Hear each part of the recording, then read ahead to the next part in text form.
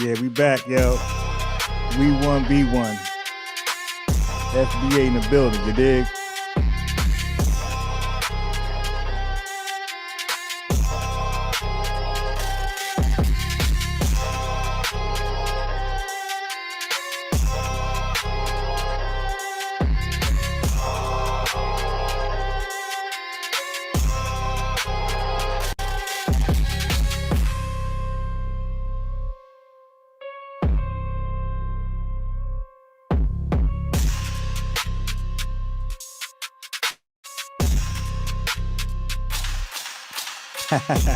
I already had a backup live in case the first one didn't go well, you dig? The third.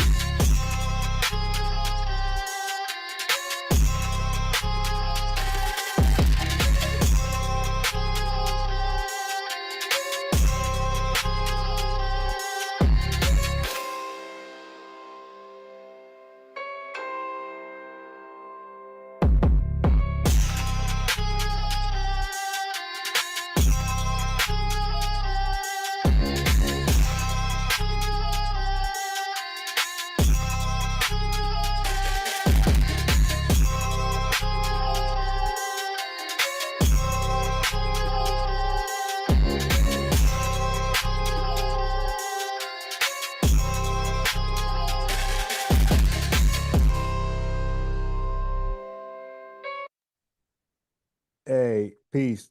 Um,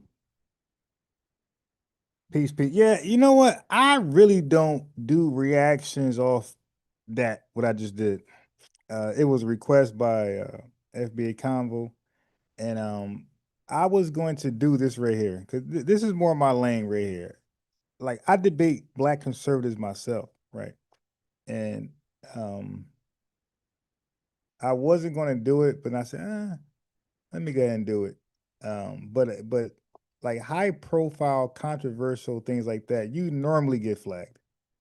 You normally get flagged when it's that many. Like I looked down, it had 2.1 million views. I seen that after it got the stream was suspended. I said, oh my God. Yeah, so maybe I should have found. So what I should have did was actually I didn't even care to even do a review on that one, to be honest. I don't even know who Amanda Seals even is. All right. Anyway, we are back here. We are back on things like to do. So I want to say to Ulrich Souvenir, he said, bless the King Haile Selassie Jah.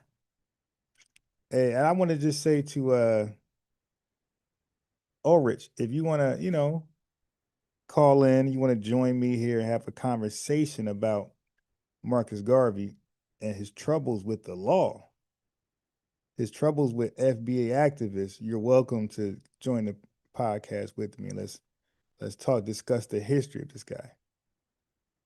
Okay. As I said in my post, many Pan-Africanists, they want to revise history and try to paint this man as a hero. And I just cringe when I hear people talk about this guy like he laid down some foundation of righteousness and right here in America. So I'm going to try to do a complete expose. I did some stuff yesterday. I might have to read again today on the scammer. Your granddaddy nurse, Claude, let's get it. Let's get it. Majestic, Lord Maul, we're gonna pull back up deep. Once they realize I'm live, people come back in. We're gonna have this conversation. Okay, so before we have this conversation, we need to know who this man is. This man right here. So this is who's this man? This is E. Franklin Fraser. Okay. So he wrote things about Marcus Garvey. He's a scholar. E. Franklin Fraser. So I want to go over what he gathered about Marcus Garvey. So I'm gonna give you some background of who he is, E. Franklin Fraser. Real quick, E. Franklin Fraser, right? He was born in 1894, Baltimore, Maryland. He died 1962. So that means during Marcus Garvey's run, E. Franklin Fraser was at least about 20 something years old. Okay, he was a prominent FBA sociologist and author. He was a sociologist and author. Education, Howard University, University of Chicago, and a PhD from the University of Chicago in 1931. His major works, The Negro Family in the United States, 1939. Look, he said Negro family. He didn't say African American family. Okay. And then Black Bird GOC, whatever that is, 1957. Okay. E. Franklin Fraser was deeply concerned with realistic solutions to racial oppression and economic uplift. Okay. All of us want realistic solutions to what's going on here in America. We don't want somebody selling us a magical school that's going to do the unthinkable. It's going to give us flying powers, vibranium, and we're going to just put a computer chip in our head and be smarter than anybody in the world. Like, we don't want things like that. And neither did E. Franklin Fraser. So, E. Franklin Fraser was deeply concerned with realistic solutions to racial oppression and economic uplift, realistic solutions, and often criticized ideologies or movements that he believed were detached from the material conditions and realities facing foundational Black Americans. You see what I'm saying, family? We were not playing around when Garvey came on the scene. So many of our educated class, this guy got a PhD, so much of our educated class did not see a fleet of steamships as a realistic solution to the racial issue in America. All right. It just was like the steamships are like reindeers. And Marcus Scam Garvey is like Santa Claus. That's how our leaders, our activists, our educated elites see Marcus Garvey in these elitist ships. Santa Claus. Okay. Uh, Now, Fraser harshly criticized Garvey for promoting what he called escapist fantasies and emotional rhetoric. I can tag the same one to Umar Johnson, Jermaine Shoemaker. Escapist fantasies and emotional rhetoric. Family, we gotta stop. So many people see us as very emotional. The media just gets us every time. They'll show you somebody in the media getting chased down by a police officer, shot, but won't give you the context. That person being shot down, that person probably did something to a school. That person probably did something to a financial institution like a bank. But all they would show us purposely is somebody's cell phone records. Cell phone records, family, is not the best evidence. You want to see that police body cam because when you do a cell phone record, that's always after the fact. In most cases, when the police body cam is on, it was on before they interacted with anybody. So you get to see the beginning, the ordeal, the event, and even afterwards, up and close. So once again, E. Franklin Fraser harshly criticized Garvey for promoting what he called escapist fantasies and emotional rhetoric. Most of these Pan-Africanists, that's all they talk about. Oh my God, we're gonna all get along. All billion of people of Africa is gonna come together and they're gonna fight against the enemy. Who's the enemy? The enemy is and they're afraid to say who they believe the enemy is. Every last one of them. Okay, so E. Franklin Fraser, he saw Garvey African repatriation plan as naive, unrealistic, hold on, as naive, unrealistic, and divorced from the everyday struggles of foundational Black American people. Family, what does that mean? He's saying our problems that we face day to day, that we are tackling, we're addressing, we're bringing to the forefront, we're bringing attention to those struggles. How can a man who just got here yesterday from Jamaica undermine, disrespect what's going on. He just came here with his own playbook.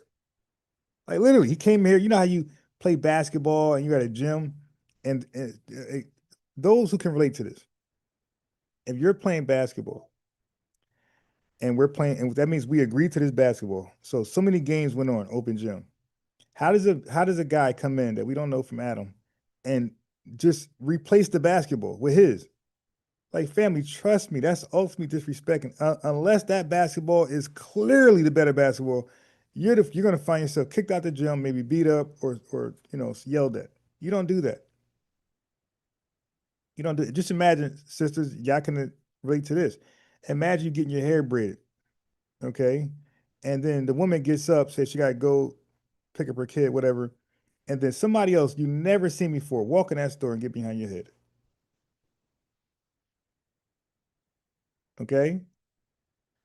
I could use the same analogy with mechanics, doctors, all this stuff. Somebody just can't come and don't start working on your head and don't even ask you what you want. Working on your car and didn't even do their own diagnostic test.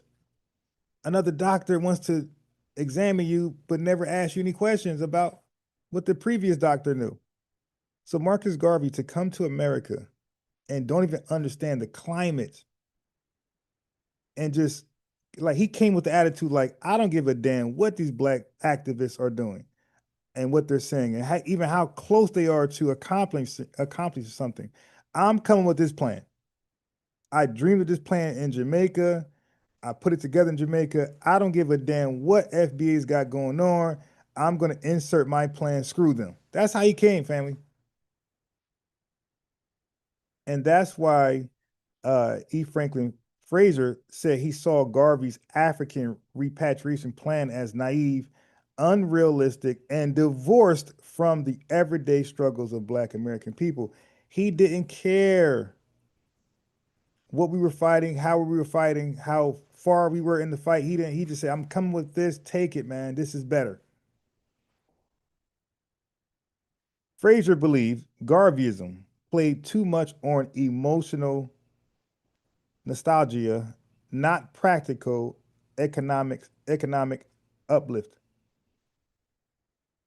Okay, am I saying W. Du Bois? Because these are the names that they like to throw out. Am I saying A. Philip Randolph? Am I saying Chandler Owen? I'm talking about somebody who came a little later. Was around, but he was boisterous later. He wasn't part of the Garvey Must Go campaign. He started to write a little bit afterwards. Um, But he's seen Garvey playing on too much emotion. The same way Umar does, and the same way Jay Morrison did. What they do is it's the same thing. Buy back the block, Tulsa, Oklahoma. Like they start to attach themselves to events that meant us a lot to us. Hey, I'm the young Malcolm X. I'm the young Dr. King. Like all these names that we revere. I'm the Harriet Tubman of whatever. And for some of us, that works every time. Every time. If that doesn't work, oh, we got one common enemy. It's the white man. Then they create a religion or organization making you hate all white folks. If that don't work, they make you hate all Jewish people. If that don't work, you dig, it's something else. All right. Okay. Let me look at the chat real fast, see where we at. What's up, chat? Deep South Descendant. Check out Marcus Garvey and the KKK. Oh yeah, we get into that next. Well, actually, I talked about that yesterday. So, matter of fact, let me do this because Ulrich, like he got some information. Maxwell Jenkins, I see you in the building. Um, Ulrich, like he got some information for us. Hold on. Ulrich, you look like you got some information for us. So I'm doing that next, definitely. Golden Brown, yeah, it's definitely a cultist. Shit, look at this. Trying to put the link in the chat. Yeah, this is one of those chats where I'm gonna invite folks on. Well, it's one of those podcasts. Yeah, I ain't gonna lie. The FBA Convo told me to do a thing about Amanda Seals. That's not really my thing. Like I said, I didn't know who she was, and I'm mad. I'm regretting that I even did it because I got shut down. Ain't even get far in there.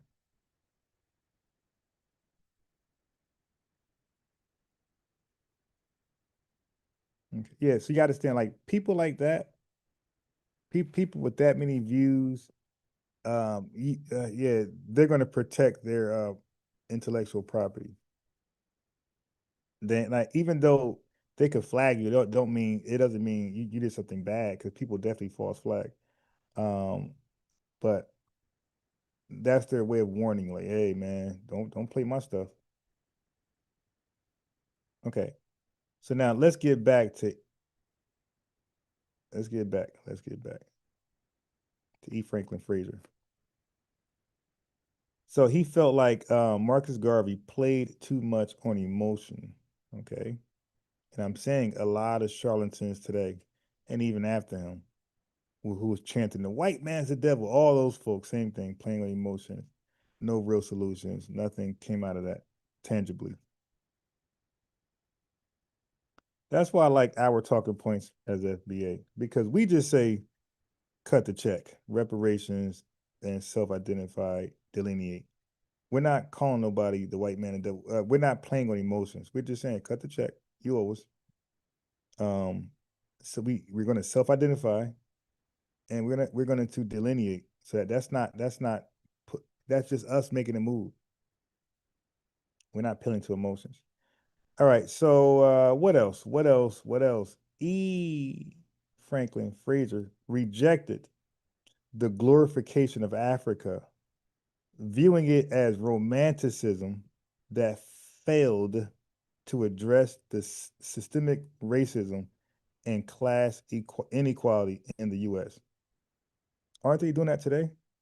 Oh, FBAs, you're African. You need to go back to Africa. You need to the motherland, the motherland. E. Franklin Fraser in the early 1900s rejected the glorification of Africa, viewing it as romanticism that failed to address the systemic racism and class inequality in the U.S. So let me give y'all who E. Franklin Fraser is. There you go. FBA leader, well, activist, scholar, not really a leader. Okay. So that Pan-Africanism at that time was being rejected. Okay. So just because the loudest voice is from a Pan-Africanist like Garvey doesn't mean it's the accurate voice.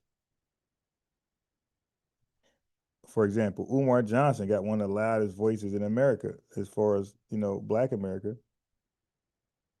So a lot of times it'd be the most radical, insane Black person who's the loudest.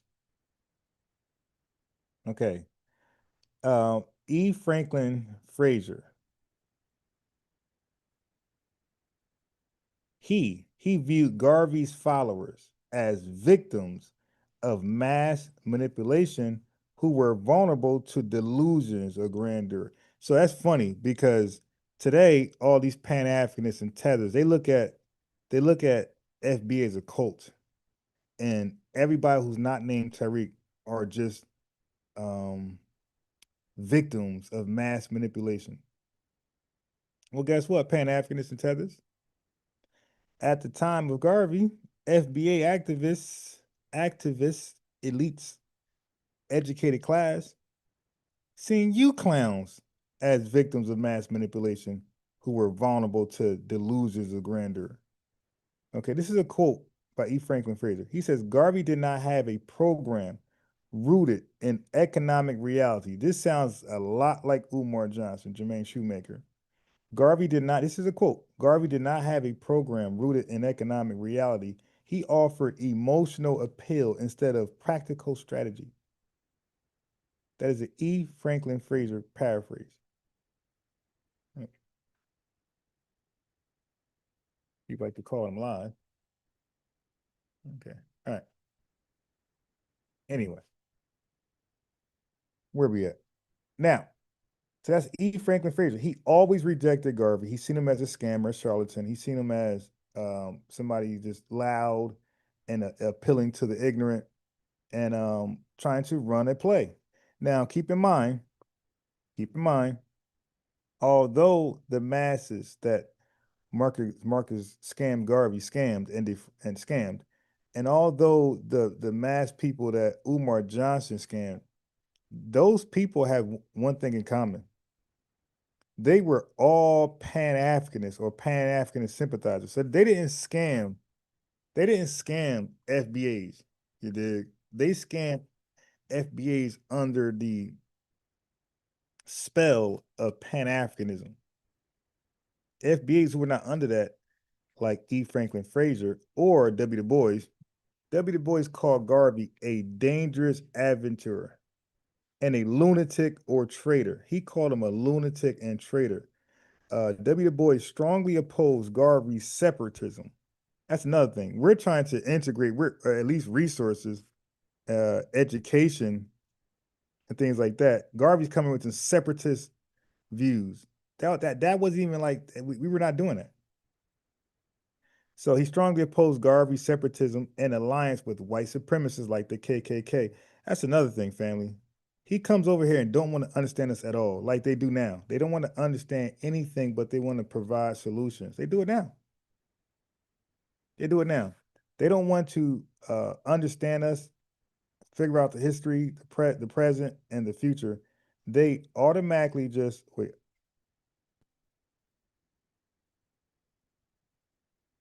Screen froze again. They automatically just believe we don't have any answers for ourselves, and they must provide the answers. That's how they believe. Southern breeze in the building. Okay. So let's go on. Yeah, so like that's the cockiness, the arrogance of them. That they just could come over here and just provide answers. So let me just, my mom calling. So let me just, I'm gonna get back on Garvey. I'm gonna keep getting on him, but let me just play this while I take this phone call. Give me a second. No, not this one. Story. I'm gonna get to that coon later. This one. But it's idiocracy, whatever you want to call it, right? So it's that they just listen to somebody, they put a battery in their back, and they repeat the talking points. I get it. That's also part of our trauma. Look, I still have compassion for us in our trauma.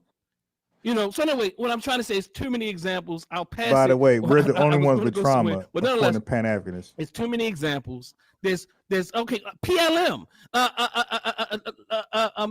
Tina Holistic Wellness Center, like I said, everyone's place, Dr. Mayat's and all the work that she's doing. Facts. Like, come on now. Like you come on the very platform and you say it's not producing nothing, but it would have not. Dr. Maya is hot, even if she doesn't subscribe to the label.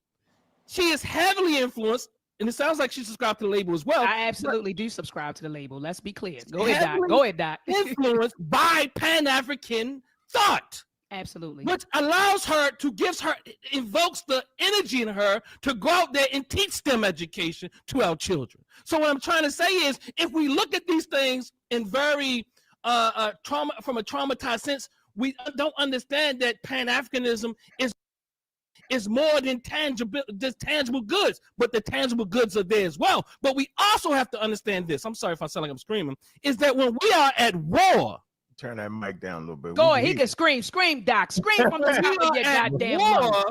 Come on, Doc. When we are at war, it's not that Pan-Africanism has failed us. I see the crazy comments in the it's not that Pan-Africanism has failed us. It's that most of us don't worry about it. Have tried to integrate. Let's talk about that. Most of us had tried to assimilate. Let's talk about that. If you look at the amount of people who tried Pan-Africanism, it would not equal in comparison any kind of way to most of us who are trying to assimilate into a society that has no good, they don't have our interests at heart.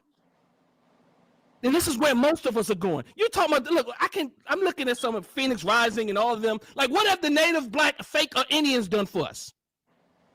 Like, come on, is there even any comparison? Let's stop it. There's no comparison. What have you built? Nothing. You haven't built anything besides, look, what have they, I'm sorry. I understand why people want an FBA. I understand. Because they do want to understand, because there is trauma that we all been put under as Africans in America, and our brothers and sisters who've been put under trauma from Africa and the Caribbean, all these different places, who come over here, who think they better. They don't really think they better. They really think that we think we better, so they got to act like they better. That's called the trauma. So when I understand, when I have students in school and they from Africa, the first thing they want to do is they want to big up their culture because they think that you don't think highly of them. They want to show you that they're civilized. And as Unc said, I think it was so beautiful a few weeks ago, I don't care if our people are in the bush or our people have skyscrapers in Africa. All of it is beautiful. All of it is necessary, and there's nothing bad about it. So we should not be ashamed of it. Absolutely. He said that we can walk around, sometimes you walk around culturally and you naked. That's okay. We don't have to keep comparing ourselves to Eurocentric ideals. And that is part of the problem why you can't see that Pan-Africanism is winning. Hold up. I gotta you know, I gotta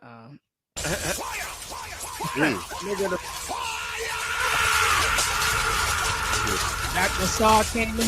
Dr. Saw came in and blew that thing on stage. I'm doing like this. Dr. Saw came in. You know, one thing that Wait. Yeah, All I'm saying is, I'm a Hubert Harrison guy. Oh, He's yeah. my man.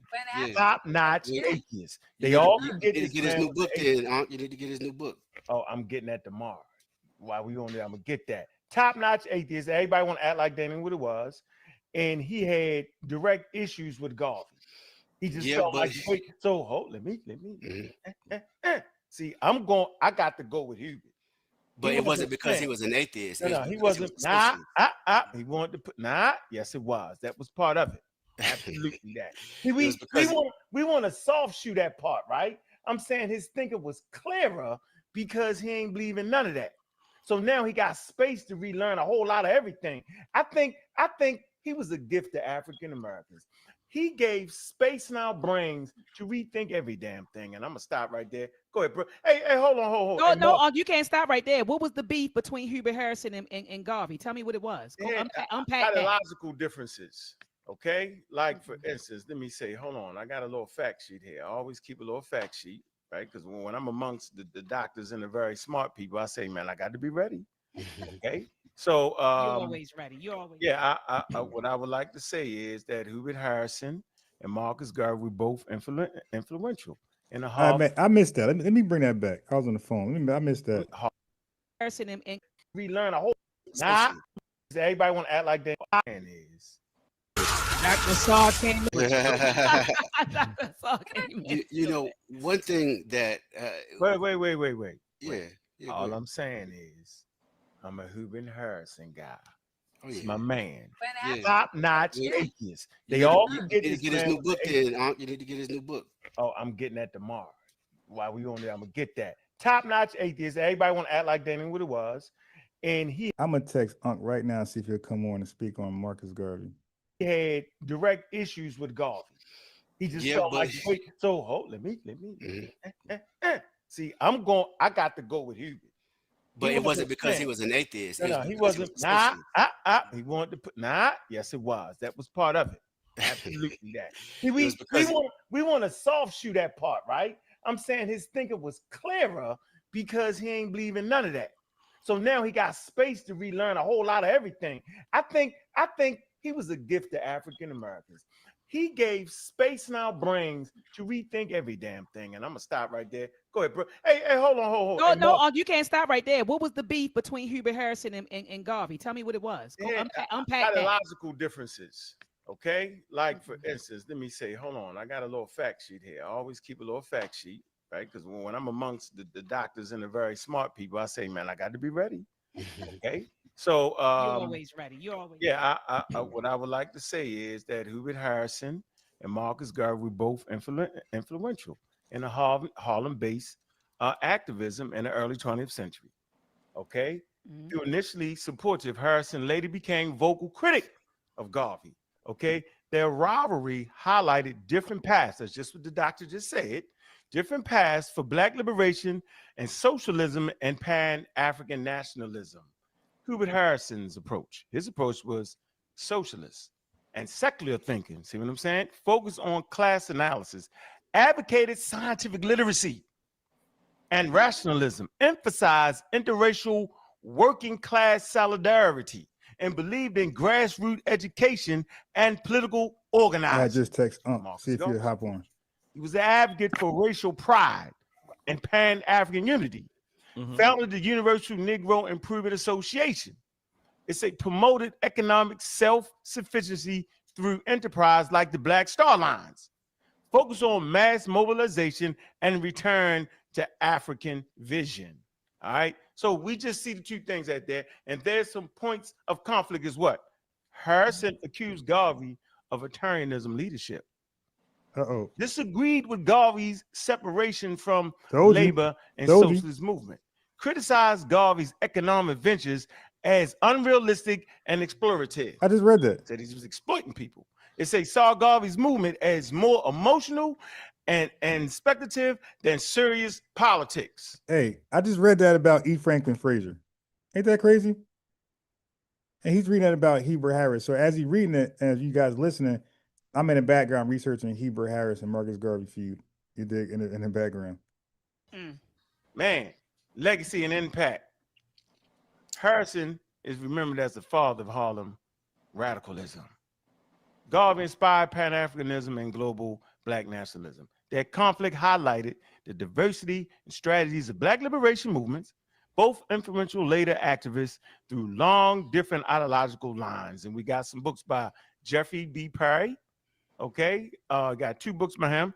We got Winston James, Holding Aloft the Banner of Ethiopia, and Primary Speeches and Writings. All right, so family, I had just read that about E. Franklin Fraser and W. Du Bois and Chandler Owens and many others I'm going to finish reading about. But as you can see, I'm telling you, and Hubert Harrison, just suspecting that he was a Foundation Black American. So I told you when Marcus Garvey came on the scene, it was such disrespect because he didn't care what the fight was, why we're fighting, who we're fighting, and how far we are in the fight, and what do we expect to gain from the fight. He just came over here and plopped his files right on top of our files and said, yo, we're going with this. We're going with this. How disrespectful is that? We're going with this. And most of our activists, you see Hubert Harrison that Unc was just explaining, thought the same thing E. Franklin Fraser and everybody else thought. They thought the dude was out of his mind. He wasn't serious. He's playing with people's lives and emotions. And he just want the money. Okay, so anyway. So, which led to Marcus Garvey linking up with the KKK. So that's why I was reading just now. Let me do my little image. I like this image. That's why I was reading just now that W. Du Bois and all of us, like you can't meet with the KKK and that's like all good in Black America. Like, what are we doing? Like the KKK terrorized us, 100 years of lynching and Tulsa, Oklahoma, just like did what they wanted to do with us or tried. So we didn't link up with them. We seen them as crazed, barbaric lunatics. So when Marcus Garvey come over here and don't give a damn about nothing we're doing, don't give a damn about our leaderships over here, activists don't care nothing. And he's going to go meet with the ops. Shut up, FBA niggas. I know what I'm doing. He linked up with them like they're the modern ACS. So that's why a lot of people like myself believe, I don't have much proof other than circumstantial proof. I believe Marcus Garvey was an implant. He's an implant or informant, whichever one you prefer or both. I truly, truly believe that. Because he went against everything our activists our educated class was doing. Everything he brought was 100% the opposite of them. We're trying to fight in America. He's trying to leave America. Matter of fact,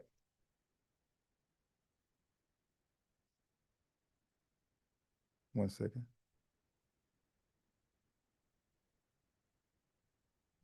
Okay, my thing is frozen. Hold on. It's frozen. It's frozen. It freezes from time to time. Hold on, let me ask a question. Uh-oh, frozen again. All right, maybe the camera's making it freeze. I don't know. Hold on. It's freezing.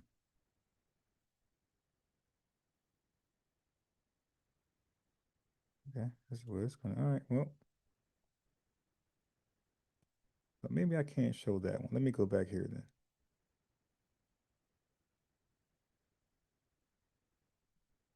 Let me come back here. All right.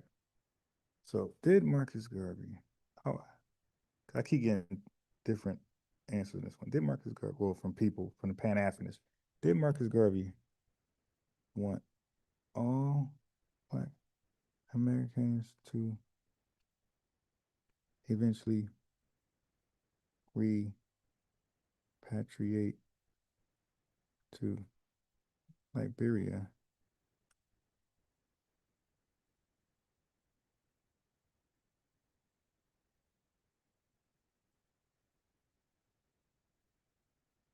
What did he actually say to that? And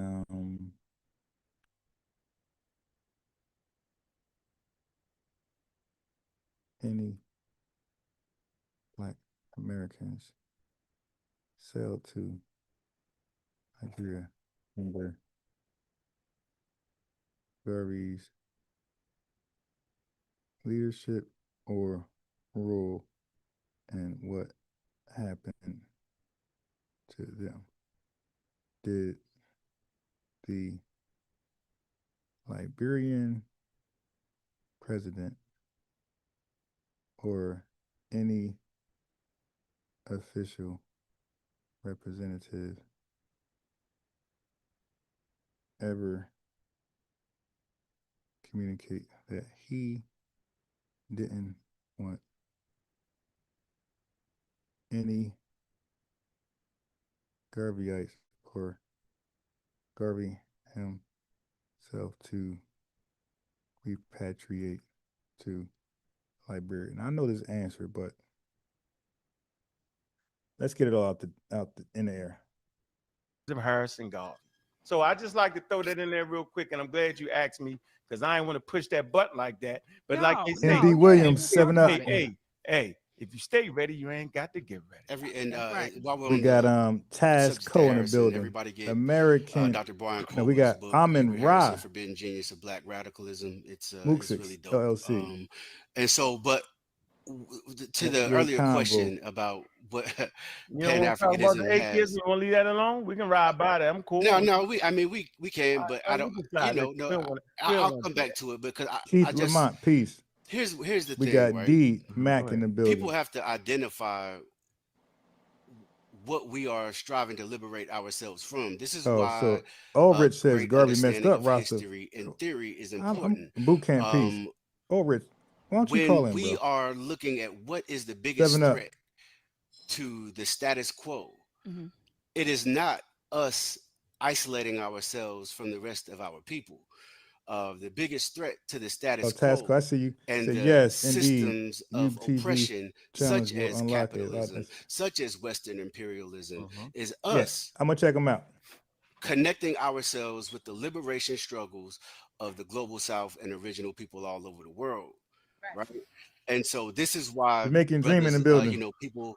Even people may even think as you see, you get pushback with some whenever they see other Black people screaming free Palestine, right? They don't understand the history of the Black radical tradition and people such as Huey, Malcolm, and all of these other peoples that came before us, and their critique of Zionism, right? And they don't understand how Zionism functions as a doorway into Africa and America's presence in the Middle East and Africa, what that represents at home, how Israeli soldiers are trained in police departments and NYPD and Cop City in Atlanta, and the relationship that they have with Israeli police, right?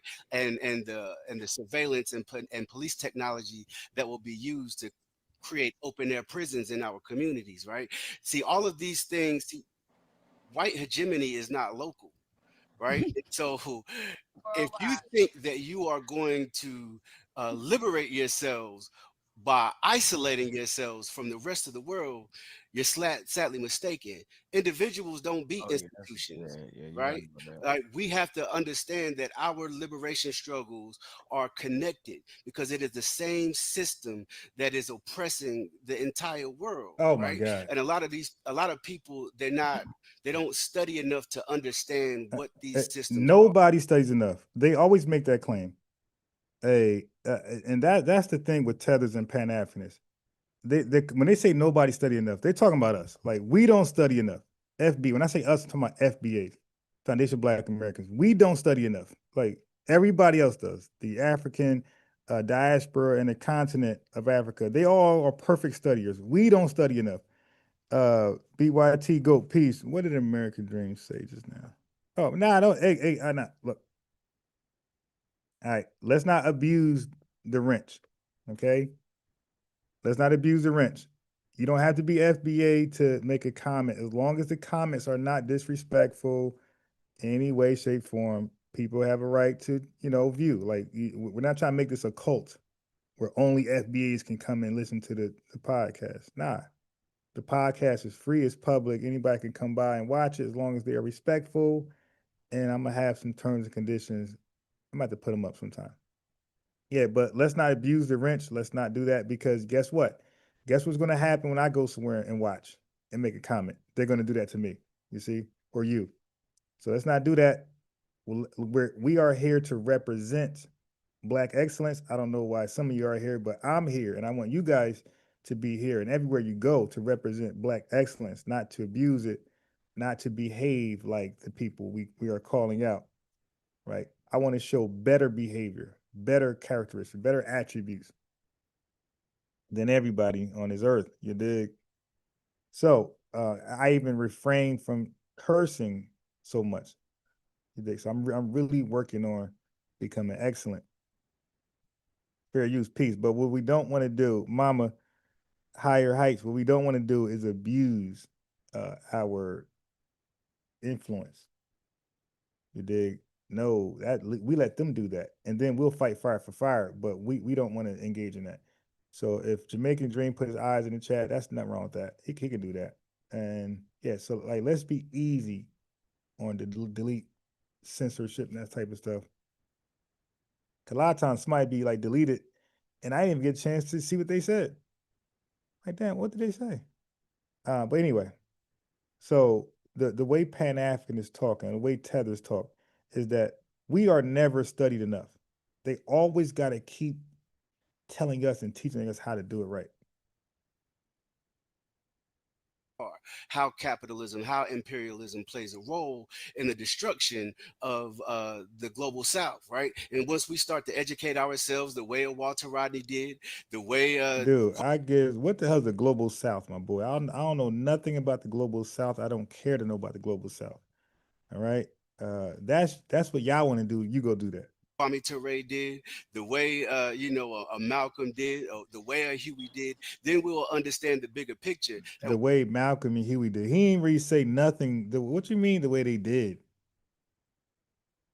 Like, listen, we're not gonna romanticize people. Like, we appreciate Malcolm and Huey and other Black women and men, FBA women and men, but we're not gonna make them T'Challa. We're not gonna start rewriting history and putting more on their plate that's not there. Okay, so when you say what Malcolm did and Huey did, like, you got to explain what that is. Like, when I talk about A. Philip Randolph, I can explain what he did, and when I talk about Robert F. Williams, I can explain what he did. Like these guys on this panel, some of them really just they just religious Pan-Africanists. They really don't have information that they can bring to the table. The guy in the middle, they asked this guy, what has Pan-Africanism produced? And he said, listen, I'm not the guy who can tell you. He said, maybe there's another panelist who can tell you what Pan-Africanism produced. And he was embarrassed. All of them looked at him like, yo, why are you on here? And nobody has yet to explain what tangibly, what we can look at today, what Pan-Africanism produced. They had 200 years. While isolating ourselves is the last thing that we should be doing. You got to look at what would America, what would the United States or the West think is the biggest threat?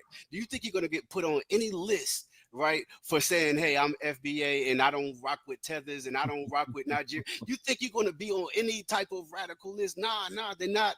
This is what they want, right? These are the effects of years of counterinsurgency tactics to direct our minds to begin to advocate for our own oppression. This weekend, I even saw brothers and sisters advocating. All right, so Unc in the red shirt, I text him. He's willing to come on, but I like to be transparent, so I let him know.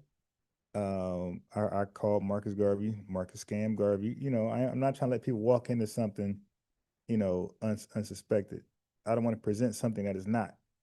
I let him know. Now I'm not for Garvey at all. He's a scam to me. He's a scammer. And I let him know because he said, all right, well, let me see if I got a few minutes to call in. I said, hey, man, you might want to tuck away 45 minutes minimum because it's a lot to unpack. Like, yes, that 5 minutes you call in, that ain't going to do it. You might want to tuck away 45 minutes to call here because Unc is a Pan-Africanist. So you might want to tuck away 45 minutes. That 3 minutes, 5 minutes ain't gonna do it. For more police in DC, and I'm like, yo. Wait, so let me stop there. So let me go back to this tether right here. Let me finish this up right here. About the Trump administration terminating the temporary protected status of more than 500,000 Haitian immigrants is the perfect place for me to tell you about today's sponsor, Ground. The ownership of Americans in America. Like I tell you, this has gotten extreme over the last 3 years, and I keep trying to like make sure I process it. I make sure I take a step back. You know, where is this coming? Now look, this is a tether with nothing but cake soap all over her face, and she's trying to process FBA, you know, and what we're standing on. From this is the next thing. Let me not react to this because ultimately. I've lived in America now. I've lived in America most of my life. I've been in America longer than I was ever in my own country. I came here when I was 14 in 2008. I would be lying to say that this is my experience of Black Americans or Black America. Like, it's not. I don't think that Black Americans are exceptionally xenophobic. I think xenophobia and this kind of division is fed to us by colonizers. It exists in every Black community. So look, xenophobia and division, the root comes from the colonizer, right? But don't forget. Let me say this. She said xenophobia and division, it stems from the colonizer. So family, look what she's saying. So now they call us xenophobic and they say that we're divisive. So I told you in the religion of Pan-Africanism, we are the dumb minions of white supremacy that they got to come save and educate. So let me say peace to Revone, aka, yeah, I think I need stronger glasses. These are 100, whatever that means. These are in the entire Black globe. These are 100, but maybe I need stronger glasses. I mean, might need 125. These are $31. Okay, so I might need a stronger thing. I had to look up to see Revone, aka, what's that? A super sticker? $20. Thank you very much. She got op. She got the robot, with the robot arm and the missile on top of the head. Peace to you, Revone, aka peace to you. $20, I think super sticker that is. Appreciate it very much. 14 is kind of late, Shah says. Let's see. Deep, we got 7 Up. They are just dealing with reality of new immigration law. They are just having an issue dealing with the new normal. Shah says, so Pan-Africans think the starters And they say FBA the third. Yeah, okay. They think they're the starters and we're the third string. Yeah, they believe that. Right, because I was born and raised in the Bahamas, so I knew anti-blackness and this kind of xenophobia from the jump because my daddy's Nigerian. So I knew how Bahamians treated and perceived Haitians and Nigerians and all of this. So I know where it comes. I think I did a reaction on her video. I think I know who this is. Yeah, she's a complete tether. From. I know that this kind of this is a white supremacist idea that's intentionally been handed to us. You see, so it's a white supremacist idea. She said xenophobia and the division, and they say we're divisive, we're xenophobic. So we are really the hand of white supremacy in this tether's mind.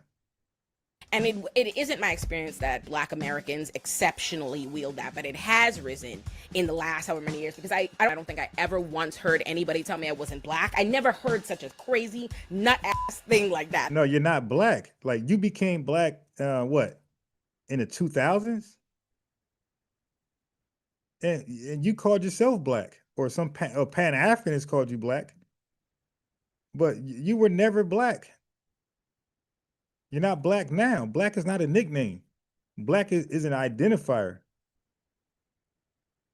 You're a Bahamian. I think that's what she is. Bahamian. She's from the Bahamas. Yeah, you're not Black. You're Bahamian. We're Black. Black, when we call ourselves Black, it stands by itself. We don't have Bahamian Black, Nigerian Black. It stands by, we're just Black. We're just Black people. And now, because of delineation, we say foundation Black Americans because everybody became Black. Everybody became Black American. Everybody became African American. So we stressed it to say foundation Black Americans, but we're just simply Black. We're foundational and we're American, but we're Black. Black was supposed to be sufficient enough. Okay, so no, you were never Black, ma'am. You were lied to by your Pan-Africanist brothers and sisters. Like, Africans and Caribbean people are not Black. Telling people it's so crazy, and having people tell you that you're not Black and they're Black because they descend from slaves who are from Africa, but you are not Black as an African. I know it sounds crazy. It sounds crazy, but the reality check is Black and African are not interchangeable nouns, descriptive nouns. They're not.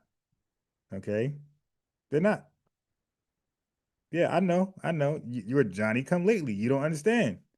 You came to America late. You don't understand our politics. You don't understand our language, our culture. I get it. People called you Black because you look like us and you ran with that. But you just called yourself Bahamian. So outside of Black, you're Bahamian, right? Outside of Black, a Nigerian is Nigerian, right? Outside of Black, somebody from Ghana is Ghanaian. Well, what about us here in America? Outside of Black, what are we? It's incredible. And yet, you do not have a history of oppression that goes back to slavery, that goes back to Reconstruction, that goes back. Yeah, they hate that fact. Get them, Yvette. Sharecropping, Jim Crow, convict leasing. That's not your life. So you have to approach this election, Kamala, in the same way a white woman would. But Kamala Harris isn't a white woman. She is a Black woman. I mean, okay, so she's a Black woman because a tether says so.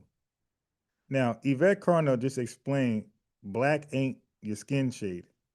Y'all see my picture. I'm lighter than Kamala Harris and the tether coon on the screen. So Black ain't about your skin tone. Black is about your lineage and your experience. Lineage first, and also experience is tied to the lineage, obviously. But Black, they can't wrap their head around Black. Being called Black has nothing to do with your skin tone or being from Africa. That's not why we said we were Black. We didn't say we were Black because we thought we were from Africa. We didn't say we were Black because we thought we were the darkest people on earth. as you can clearly see, she's Black. Look at her. You see? So he went to the color, the brown paper bag color scheme. All right, so I'm done with him. Peace, Tiger. See you in the chat. Who else came in the chat? Peace. Rivone, aka, is there. Peace. Yeah, so black ain't what you think it is. All right. I know somebody lied to you and you thought black was a skin tone, you thought black was equivalent or synonymous with African descent or African. It's not. When the term black came about as a descriptive term, that was for Black Americans only. We were the only black people, just like the Jamaicans were the only Jamaican people, Haitians the only Haitian people, Nigerians the only Nigerian people, Zimbabweans the only Zimbabwean people, where we were the only black people. Why, when it comes to us, we just can't be exclusive? Everybody in the world can be exclusive with who they are and their identity, but for us, everybody got to be included. No, when we said black, that was just for us in America. That's it. That had the lineage that go back to slavery. That's it, man. Not that hard to receive. I don't think.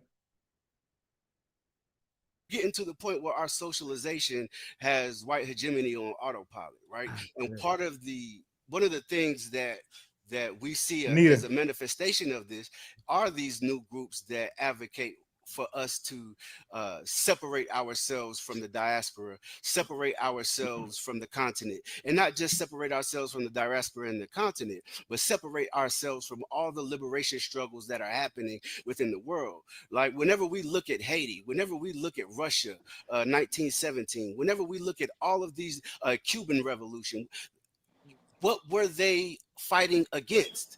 What system, what mode of production? Hey, man, I don't know what you're talking about, but what I'm not gonna let you do is be all inclusive when it comes to Europe, all of Europe, all right? Because y'all got to pick and choose. No, y'all got to stop picking and choosing. Because at one point, y'all would say only the Western powers are destructive and terrible, and the Eastern powers are more of a friend. Because that's how you guys explained. That's how you guys explained Burkina Faso and Ibrahim Traoré. All right.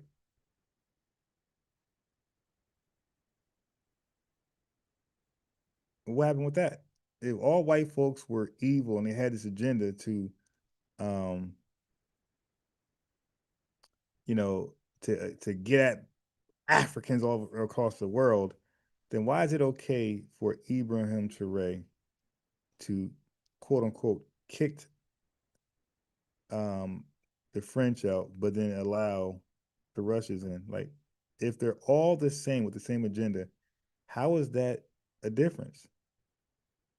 Aren't they the same? Same agenda? What group of people, right? It's the same system and mode of production that we are fighting against now, which is Western imperialism. Hold up. He said, hold up. Capitalism and white hegemony. Let him finish. Let him finish. Right? And so he's not going to finish. That's the thing, though. He's not going to finish. He's one of those guys. He's one of those let me finish guys. I ain't finished yet. He's not going to finish. See ourselves as a part of the global liberation struggle against these systems of oppression. Until we do that, like, we're really just hustling backwards. Well, hold on.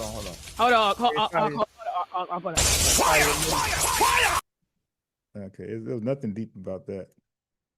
All right, hold on. Let me get rid of these tabs. I'm trying. What can I get rid of?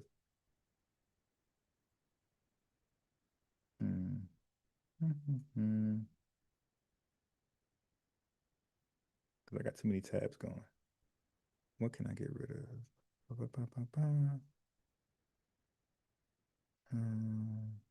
Okay.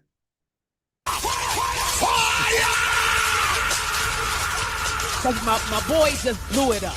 Because he's right. Hold on, no, brother. Let me tell you, and I'm gonna pass the mic. I got you. Let me say something, because I've been saying this for a minute. I say, if you want to fight and you want to isolate yourself, it makes zero sense. But that's because you really don't understand what white supremacy is. If you really truly understood that it's a global system. It's it's back on white supremacy. It's global. Oh God. You wouldn't be trying to isolate yourself. Go ahead, brother. I've been saying it. Thank you, Shabazz, Brother Shabazz, for breaking that down beautifully. But go ahead, brother. I think there's slight confusion. There's a lot of groups that actually ask for isolation. Am I not wrong? I want to be separate, right? Call themselves separatists. Am I I'm not getting that wrong. Well, no, now they cutting in. I thought you was asking a question. No, I know not to ask you a question. That's gonna take 20 minutes. I know better than that. No, sir, I'm not asking you no questions, bro. Trust me. Let me say this though. I just want to be able to pick and choose my allies. And just because you say you're African, don't mean you're an ally to African Americans. And that's the game we need to stop playing. Right. I'm not gonna sit up here on this panel and act like that African nations are in full support of African Americans. Yeah, y'all tripping right now. If that's nobody, don't say y'all tripping because nobody made that claim. No, I ain't saying. I'm talking to the audience. I said I'm not gonna sit on a panel, right, with 1, 2, 3, 4, 5 African Americans, right? Because I 6. I count the 2 doctors as double, the 3 doctors, 8 people. 8, 2, 4, 6 doctors, right? African Americans. That's triple because y'all had to work triple hard to get that. I got you. And then you got the 3 humble guys right here. I'm simply saying is, we gotta make sure we can pick our allies. Sometimes it might not be a good ally. I don't give a damn if you got Africa painted on your damn forehead. All skin folk ain't kinfolk. All skin folk ain't kinfolk. You would have to show and prove that you got the investment, right? First of all, you need to start giving some damn money. You got all the goddamn resources on planet Earth, right? You got your that's where you need to start passing that this way, right? Dr. Miat needs some of them goddamn resources. I can tell you that right now. African nations can right now, they can change our dynamics immediately. They could do it. And then we can really fight because we've been in the belly of the beast. We know white people better than they know white people. Matter of fact, we got a piece of them in our genome. See, we know who they is. See, we ain't playing with them, right? We know what it is. We know what we need. We understand that. So I just want to be able to pick my allies. I'm a happy African American, ready for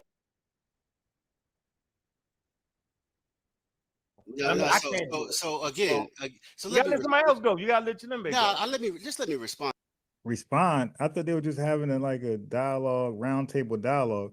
See, he's making a debate. So now when you get done, Unk's going to respond. That's why Unk said, let somebody else go. To that real quick. No, I want to talk to you. You gotta let them go. But you made a statement that the resources that they could give us our resources and help us out monetarily, right? But that's a lack of understanding of what capitalism and imperialism has done. You're against capitalism now. Now me and you got to fight over that. We do not. But that's what I'm trying to tell you. No, bro. That has always been the fight. No, that's not a fight, bro. That has always been the fight. Right?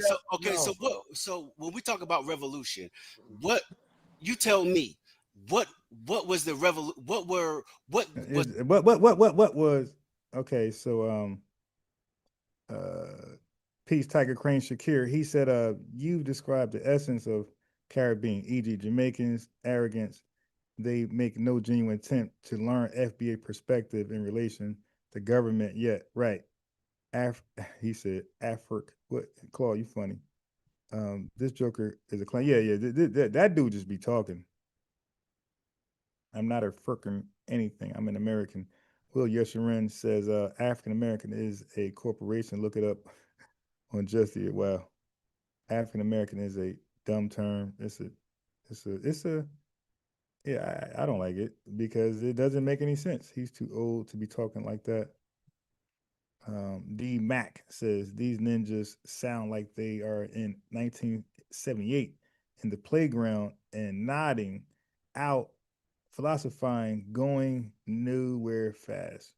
King David said, disrespecting our ancestors for clicks and views. Okay, so let me respond to King David. Your name sounds familiar, like you was over here before. King David, just because somebody opposes an idea or even a person, that doesn't mean you're disrespecting them. When somebody say they don't like Trump, that don't mean they're disrespecting Trump. They don't like him. When somebody say they don't like, let's say, the governor of California, they're not disrespecting. They don't like him. You don't gotta just okay. When you don't, some people don't like chocolate. Are they disrespecting chocolate? Okay, just because you don't like something or you oppose it or you believe it's irrelevant or obsolete, it doesn't mean you're disrespecting it. Okay. Disrespect has its own definition. It's usually agreed upon. So even so let's say if I was disrespectful towards, let's say, ancestors, whatever that means. All right, I know you got your own definition of that. But let's say if I was disrespectful, I'm sure FBA would call me out as well. Because when disrespect is something that's like kind of like universal, like everybody can understand what that is. Even though you don't like the person, you don't want them being disrespected. So let's say if I don't like a guy A, he gives a lot of criticism towards FBAs. Okay, now let's say Nick Fuentes. Now let's say if he gets arrested and the cop goes up and overboard, he's excessive and brutal. Okay, that's not okay. And then I'm like glorifying that. Yeah, now that's disrespect. But if the cop is doing his job and I'm happy he's locked up, that's not disrespectful. I'm happy that he's locked up. I'm happy the cop did their job. So the disrespect term, family, like people like that term is so loosely used. It's so loosely used. Everybody, when somebody debunks another person ideology, that's automatically seen as disrespect. All right. When you call out the BS that goes within the conservative, the Republican Party, they look at that as disrespect. When you do the same thing with the Democrat Party, they look at that as disrespect. So nobody likes to be called out and criticized. All right. Yeah, but King David, let me see this for you. And dude, you got to call out the disrespect. Like, you can't just say, like, where is the disrespect? We're just playing a video. Was the system that we know. were fighting against? 2025, yo, we gotta know how to monetize our culture. Bro. Oh, okay. So that's not 2025. So I'm gonna monetize my culture. African Americans got to monetize hip hop, right? They got to monetize their culture, their businesses, man. That's not liberating. You're operating. Okay. He one of those guys, the liberation guys, dude. That's not liberating, bro. You've been liberating your entire life, man. And where did that get you?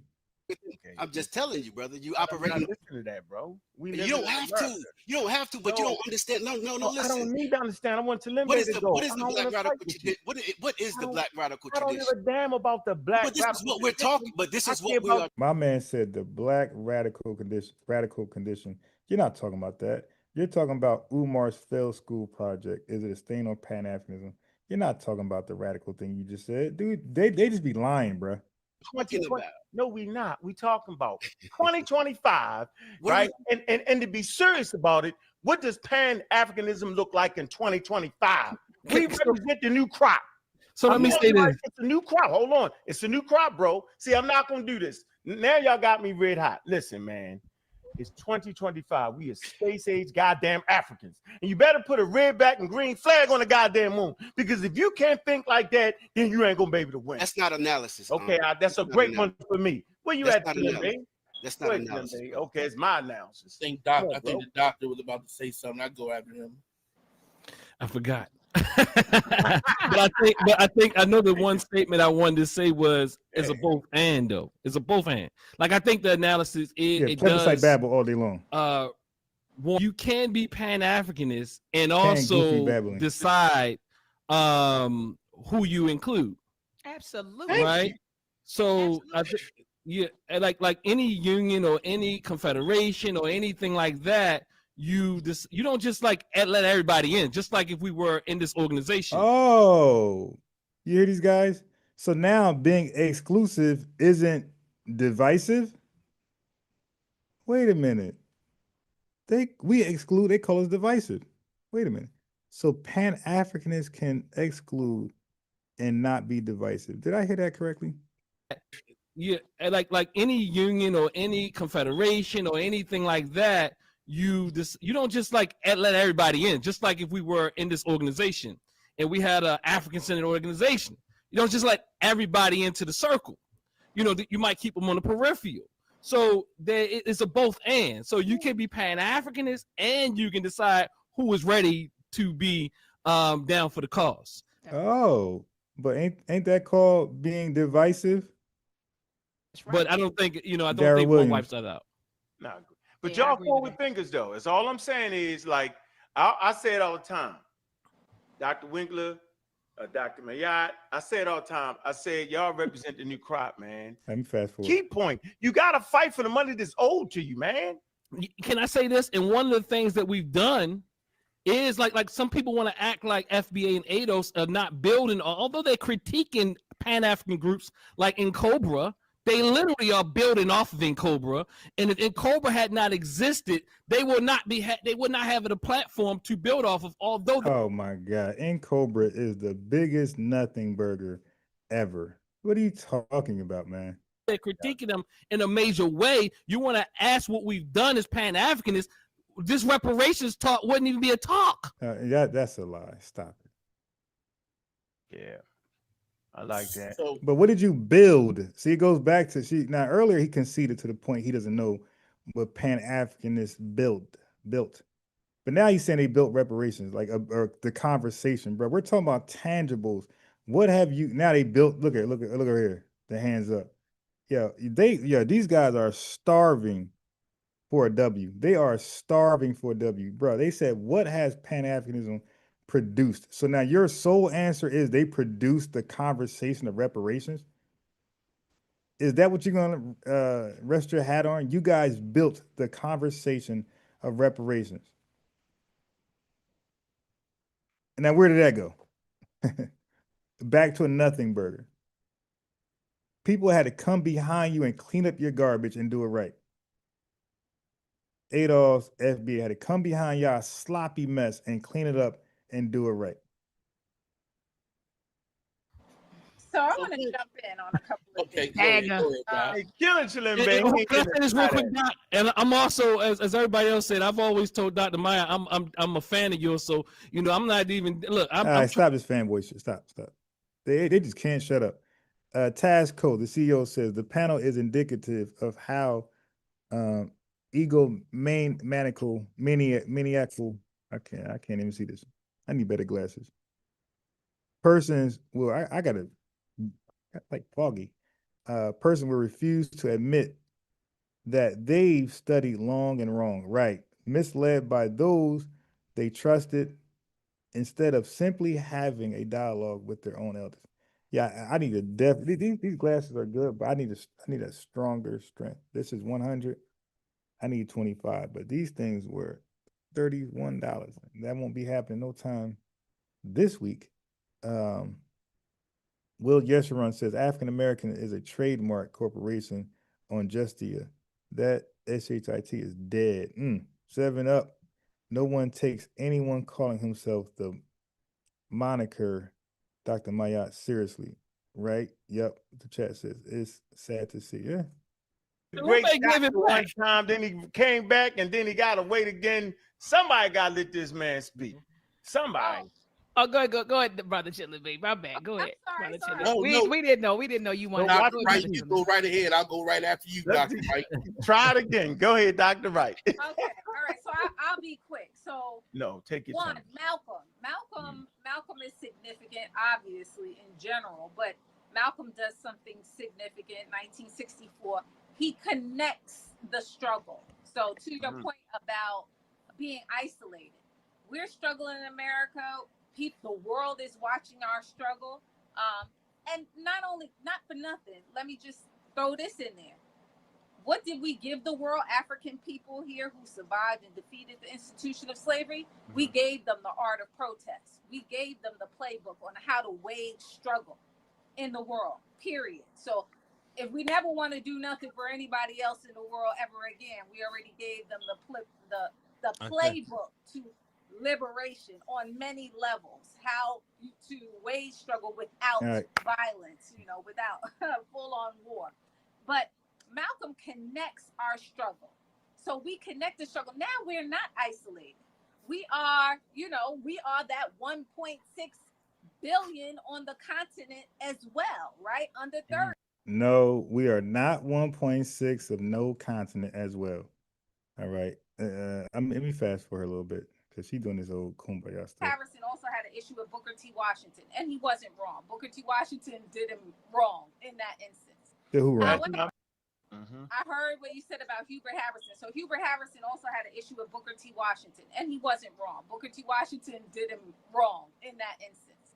That's my man. I'm telling you. He did. He stopped Hubert Harrison getting a job, post office job, and Hubert Harrison, anyway, he stopped him from getting a job, and that historically. But my point is this: why in the world do we always debate about a solution to our problem? There's no one solution. Listen, if white supremacy only attacked us in one, oh my God, it's back to white supremacy. Now it's the monolithic snowball white guy who just attacking the Africans of the world, and he just want to subdue Africans. Oh my God, it's white supremacy, global white. Oh my God, I don't like the term global white supremacy at all. It's an scapegoat for people to not hold themselves accountable for what they did to screw things up globally, their part in screwing up the world globally. Please, let's stop. Let's just call out people. No more global white supremacy. Let's just call out who they are. Like over here in America, we call out our white supremacists. We don't put it on this monster, this white supremacist monster. No, we know who the white supremacists are over here. A lot of them are far right wing extremists, a lot of conservatives. And you could have some in the leftist movement, but we call them out when we see them. Okay, so we got revenue in the building. And why does revenue be off topic?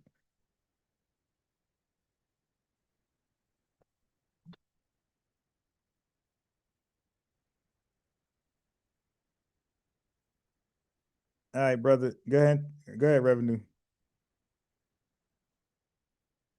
Hey, what's up, Ron? What you got, man? I see you got your old working definition of what the term black is that nobody else agree with. I wanted to know, where did you get the new terminology or the new your new opinion way how to define black?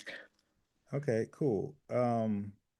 When did any African start? Do you know the first time any African from the continent decided to call themselves black as an identifier? I'm not sure. So then they made a word then.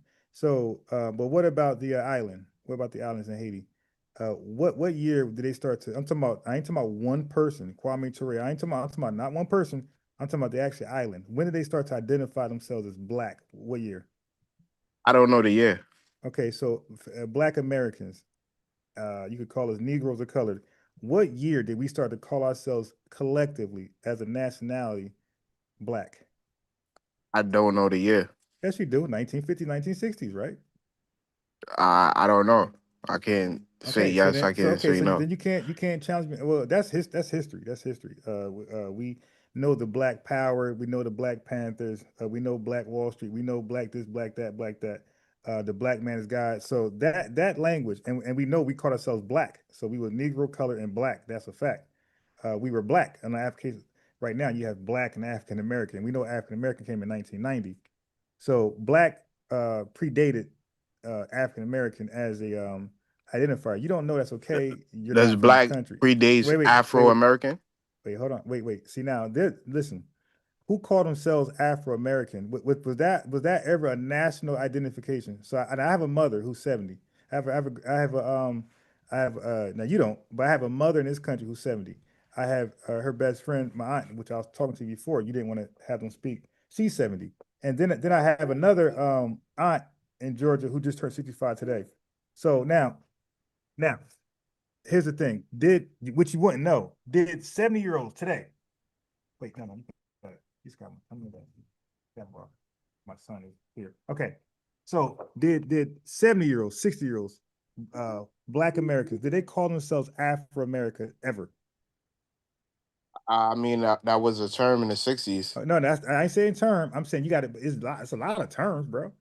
I'm saying, but was that a national term? Okay, you're running from the question. I'm saying as a national identity, you got to call yourself something. So you can have a term floating around as an option. Right now you have freedmen. Right now you have ADOS. You got foundational African Americans. These are all options, and you got FBA. These are all options. But what did people call themselves collectively?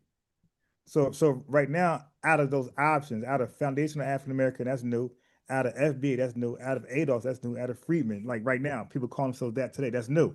But out of all those terms, the most popular term right now is circulating is FBA. FBA is more used by Black Americans more than ADOS, more than Freedmen, more than foundational African Americans. Any other made up term that just happened in the last 10 years, FBA is more widely used. That's not debatable.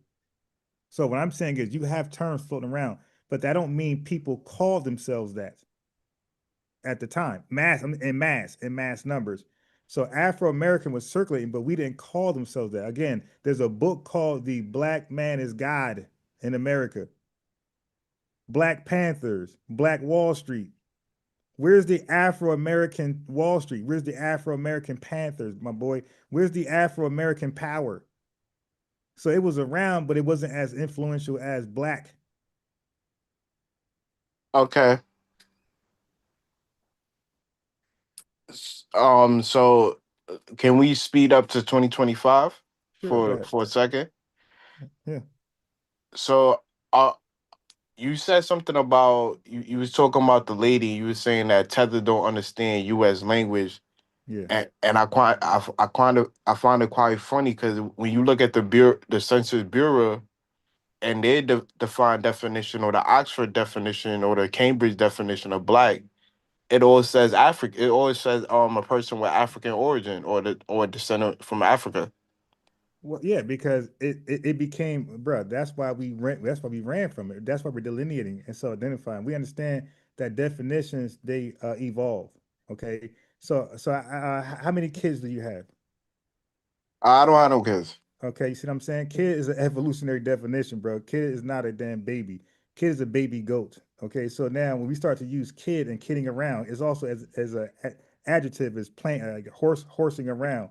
Oh, but the original definition of kid is a baby goat, and then they evolved to like an adjective, playing around, horsing around. I'm just kidding, and then we start to use it as a baby, like a human baby. We said kids. All right. So yes. So words, definitions, they evolve, but that don't mean that that's what they always meant. So Okay, Black so was at what time period was I'm not done. So Black, when we use Black, that was exclusive for Black Americans. That wasn't an African thing at all.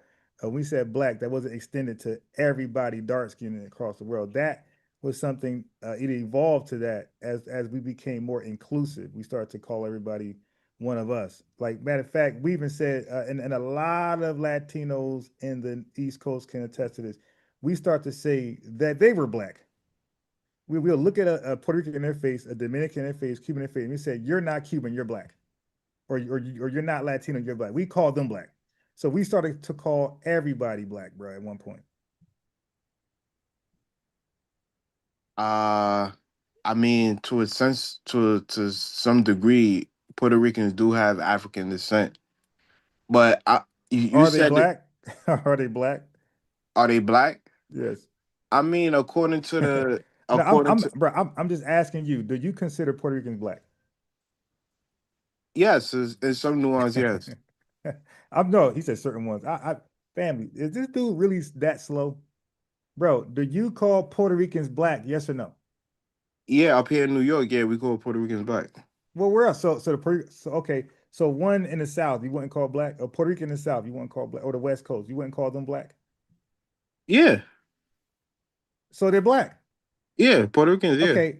So when they fight for justice and when they write on an applicant, and as an applicant on an application, so they don't put when you do an application as an applicant, it asks you, are you Hispanic? No. And then it says, okay, well, are you these three right here? So when a Puerto Rican fill that out, they fill out Black African American according to you. I mean, I don't know what a Puerto Rican fill out. You asked me my opinion. I gave you my opinion. But you don't find that problematic. You don't find that problematic. You're identifying people something that they don't identify with. You don't think that's disrespectful and inconsiderate? Yeah, you could look at it like that. Okay, so you like being disrespectful. All right, anyway. So moving on. Okay, so the way a dictionary works, my boy, let me teach you some shit about America. The way definitions change and they evolve. Okay, all day long. So what, like for example, can opener. A can opener is what it is. If we decided to call ourselves the can openers, bro, and enough of us did it, in about 5 to 10 years from now, in the definition of can opener, new dictionaries will have that as former Negroes, former color. That's how it would be defined. We'll be called the can openers. So we're not impressed about a dictionary defining people as such. We're telling you and whoever else, when we started to say black, when they originated, when we said black man shot me, black man did this, that was foundational Black Americans only. I didn't have to differentiate to my neighbor and say, yeah, that black man did it. Oh no, not him. The Jamaican black man or the Nigerian black man. We didn't have to do that. And there could be a Jamaican man right there. When we said black man, that was not him, that was her or him over there. But you wouldn't know that because you didn't grow up in Black culture. Like, you don't know how we talk to each other. So I get it. So can you point me to a source where black was first used for? This guy said a source. Matter of fact, I'm glad you called in. Because you said this. You said the Maroons. You said Jamaicans fought the British, right? And they won. Yeah, they did. Okay. I got you. Because we're going to talk about that. I'm so glad you called in. Because I forgot to mention this before. Right, so let's talk about that briefly. So where did you read that the British was defeated by Jamaicans? Can you tell me where you read that? They actually have 2 treaties that you could look up where they signed with the British Empire. So there's a treaty, and that treaty established that the British lost. So the treaty is the Jamaicans handing it to the British, like, yo, sign this, yo, so we can stop kicking your ass. Like, how did the treaty come about? Do you know what the definition of a treaty is? I'm just asking, how did it come about? Did the British bring it to the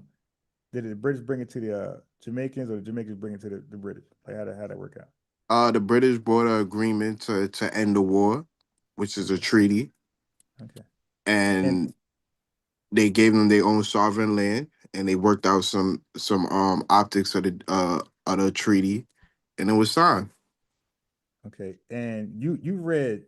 So let's make this clear. You read that the British lost to the Jamaicans.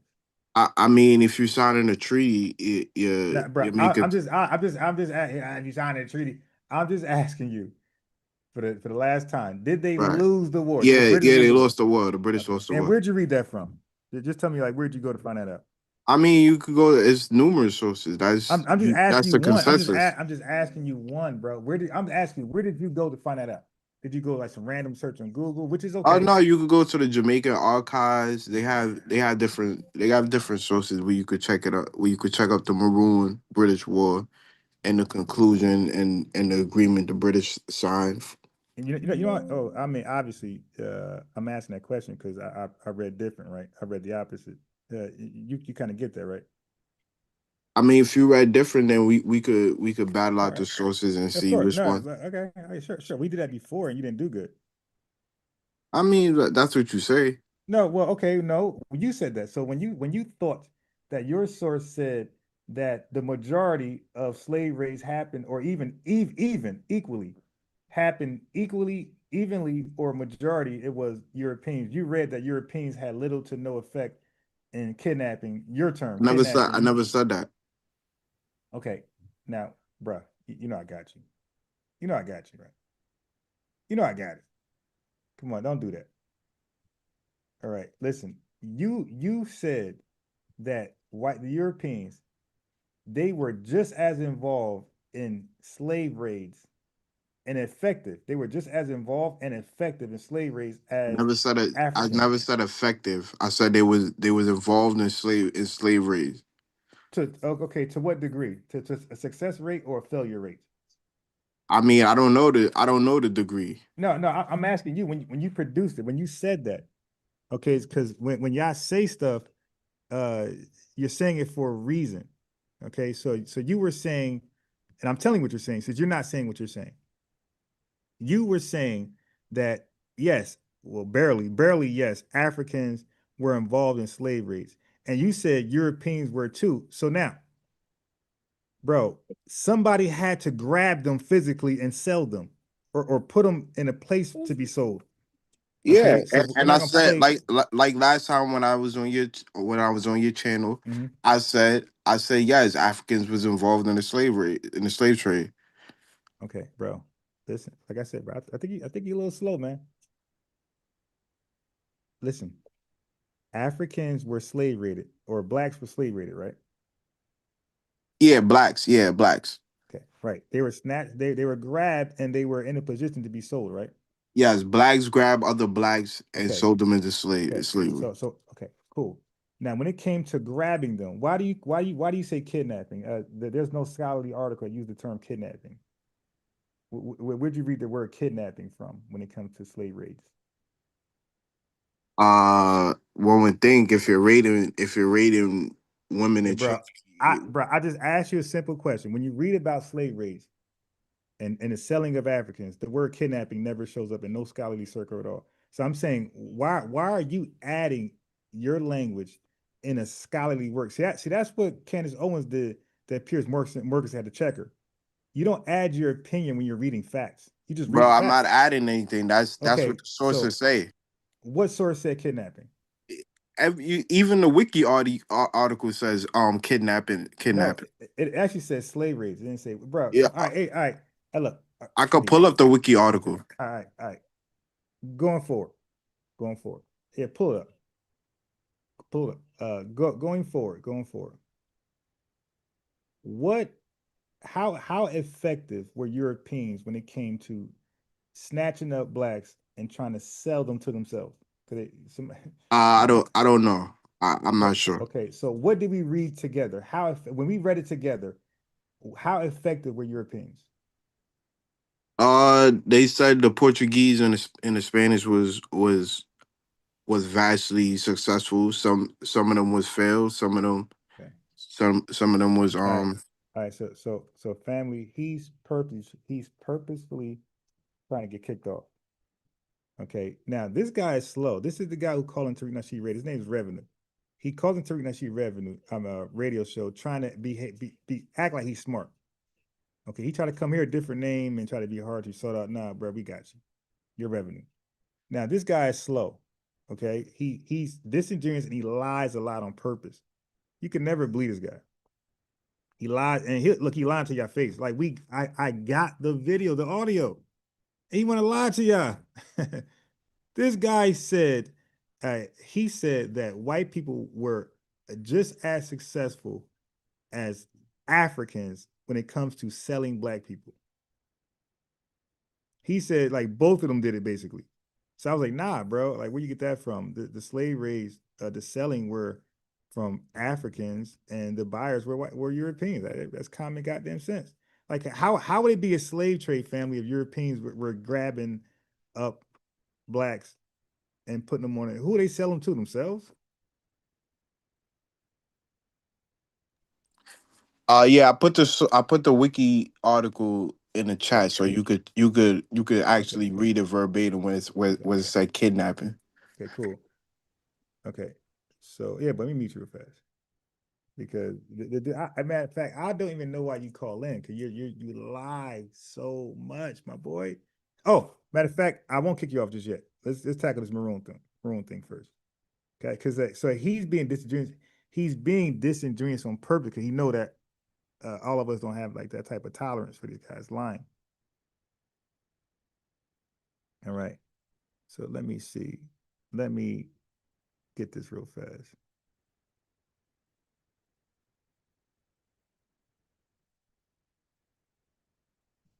Let me get this real fast. Put your finger down.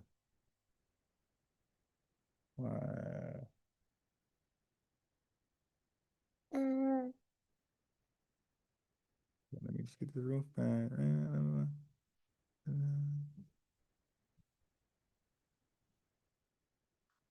Okay. You know, let me just do it over. Let me just type. I got so many searches. I got different things I searched. Let me type it over.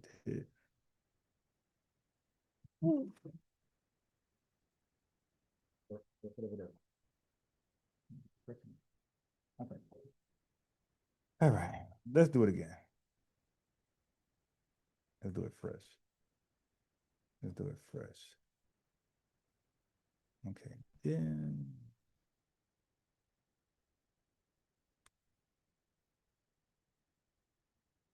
I got you.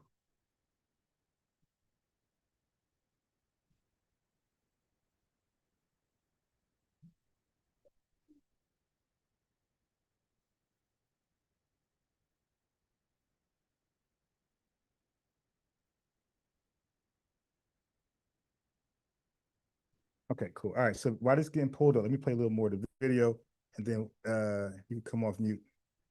Area of life, we would have this beat already, like yesterday.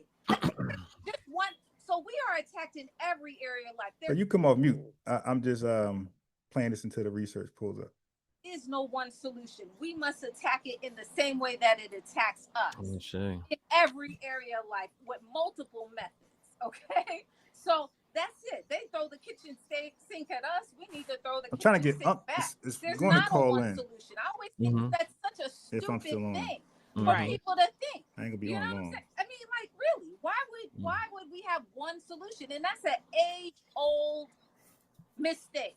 Okay, the boys, the Washington, this, that, and the other is no one singular solution. Attack it from all sides, like it attacks. Yeah, come off mute, buddy. And that's right. Also, my last thing is just simply, yes, I'm an African born in America. As I told this one guy at the gas station, he said, "Oh, what kind of he was trying to be funny and say what kind of African I was." I was like, "Let's be clear with you. I'm the African who defeated the institution of slavery here." Oh my God, that wasn't deep. Whoever asked that question was giggling like hell in the background. That was not deep at all. The one who claimed victory over slavery. All right, because we did defeat the institution of slavery. We won. And some of us don't realize that we won. There's only one thing we wanted. We wanted our freedom. We took back our bodies. That's what the Civil War was. We took back our bodies. That was never supposed to happen. We are a victorious people for that. There's no other story like this in the world, okay?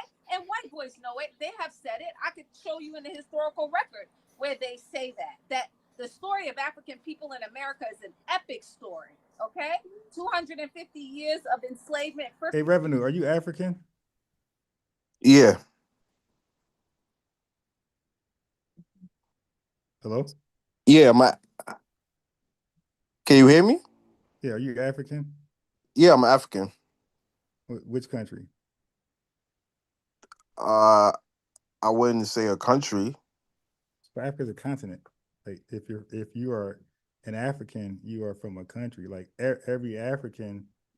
Yeah, I'm an African from that reside in Jamaica, and a citizen of America.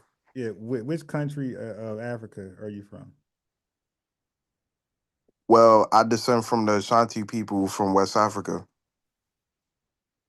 Okay. That was forced migrated to the diaspora of the Americas. Have you tried to tap back into the language and the religion and the spirituality of the Ashanti people? Yes, and in fact, Jamaica, the Jamaican patois have a lot of loan words from the Twi language and the Crow-Monte language. Yeah, but I don't recall the Jamaican flag inclusive to.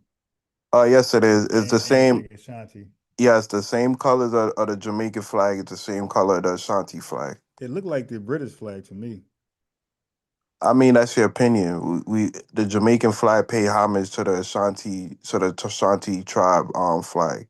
You could look it up yourself. The same exact colors. Okay.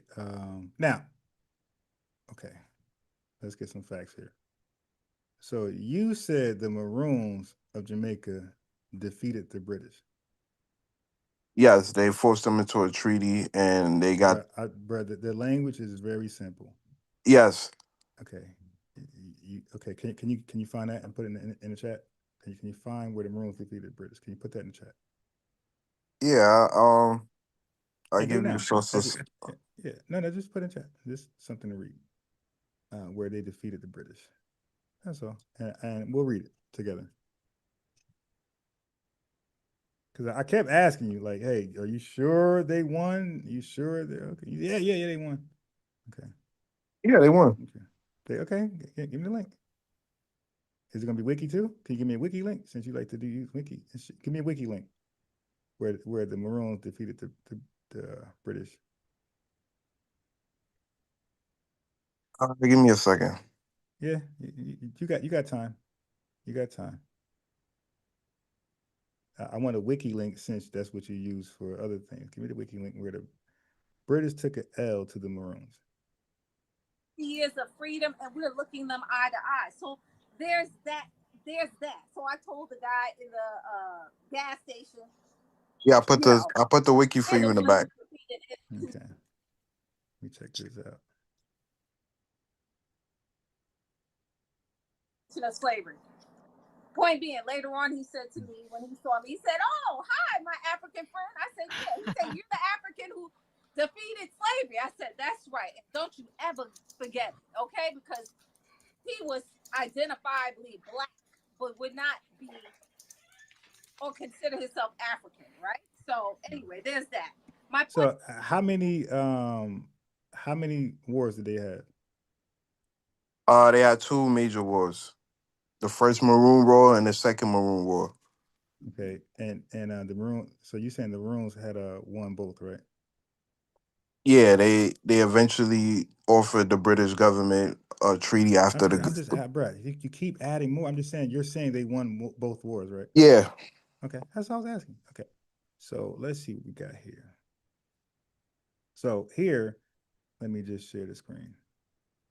Your first article. So the first Maroon War was a conflict between the Jamaican Maroons and the colonial British authorities that started around 1728 and continued until the peace treaties of 1739 and 1740. It was led by indigenous Jamaicans who helped Africans to set up communities in the mountains. The name Maroon was given to these Africans, and for many years they fought the British colonial government of Jamaica for their freedom. The Maroons were skilled in guerrilla warfare. It was followed about half a century later by the Second Maroon War. Okay, so let's do this one next. So let's go to the fighting. Okay, I want to see where they won. Where can I read they won? You could just go down to peace treaty. Okay, now wait, I want to go to fighting. Okay. Peace treaty is right under fight. Is right under the fighting. I know. Yeah, but we can't read the fight. Okay, so it says in 1736, Maroons on both sides of the islands launched a number of incursions into planter territory.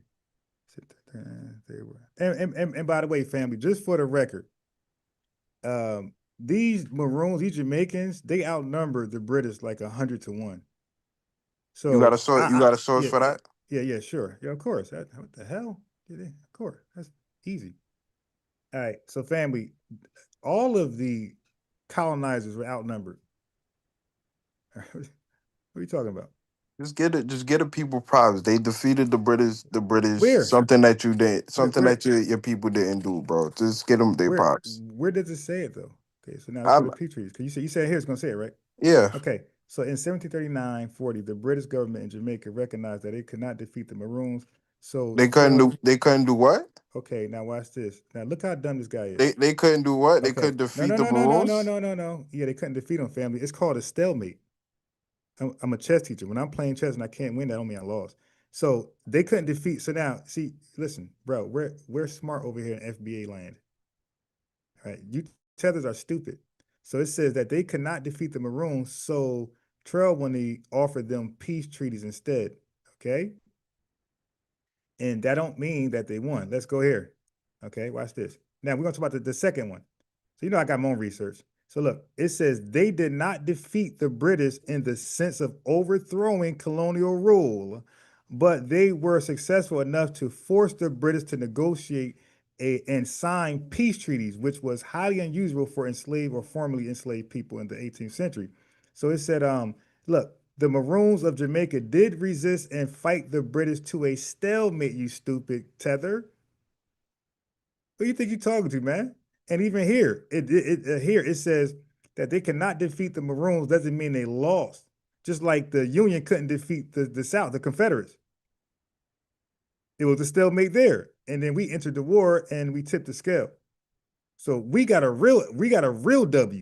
We defeated the Confederate. They no longer existed. Over here, you didn't defeat them.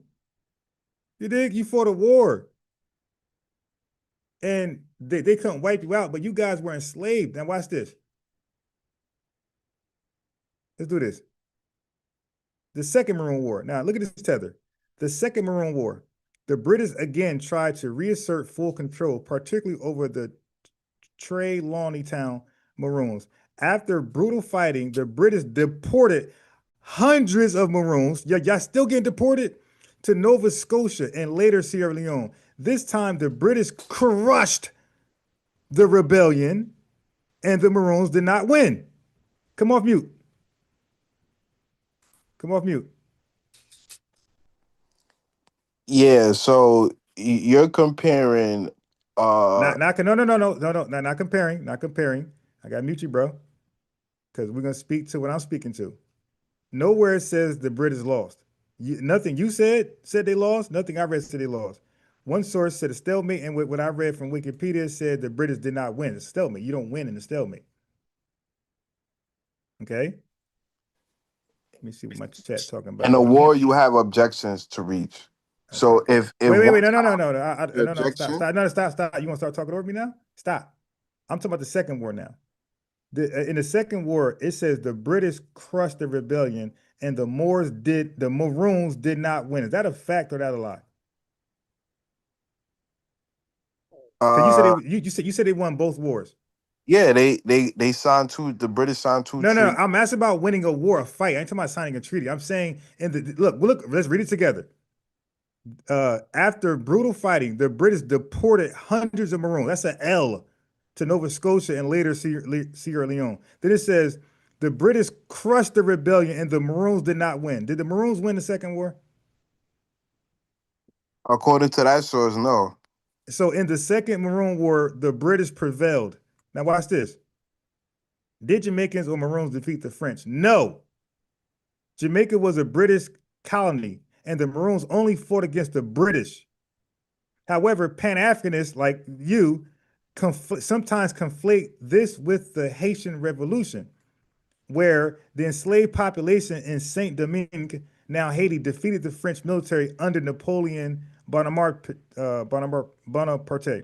led by Toussaint Louverture, John Jacques Dessalines, and others. The Haitian forces defeated three major European powers, Spain, Britain, France, over the course of 13 years. Haiti became the first Black republic and the first country formed from a successful slave result. If someone is referring to Black people defeating the French, they're likely talking about Haiti, not Jamaica, family. He comes on and get embarrassed every time. Okay, now watch this. Summary.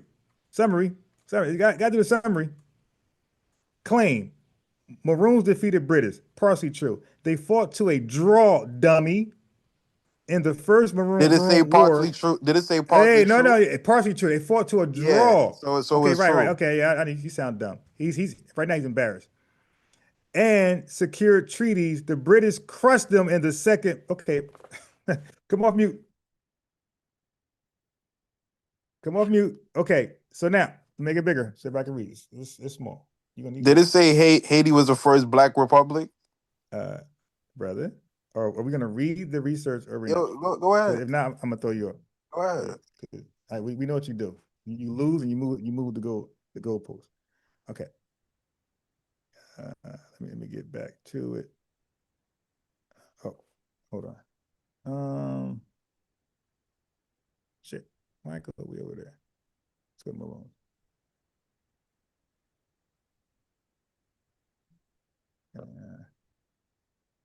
Okay. Now, family, this is called an L. This guy stay losing. Hey, bro. Yeah, you lost on the first war. I lost on the second war. No. Did it just say that? No, well, it never said they won. It said partially true. It says they fought to a draw in the first Maroon War, and secured treaties. That's not a win, bro. A draw is not. You think a draw is a win? So if you and I both race, and we get a draw, Who won? Nobody. It's a draw. Exactly. Thank you. So they didn't win. So now, Yeah, they did win. They wanted their own sovereign land, and they achieved it. Okay, fine. You could they wanted to win the war. So now it says The British wanted to put them back in slavery, and they lost. Okay, cool. They didn't succeed their objections. Okay, the British crushed them in the Second Maroon War. Is that true or false? I gotta accuse that to the source. Yeah, they lost the second but you war. just said first of all, they didn't win none of them. I don't see where they won. We just concluded they won the first war. No, we did not. You concluded a draw. It says right here. It says draw. Yeah. The fighting stopped. They stopped the treaty. But you just said and the British. He just talks over you.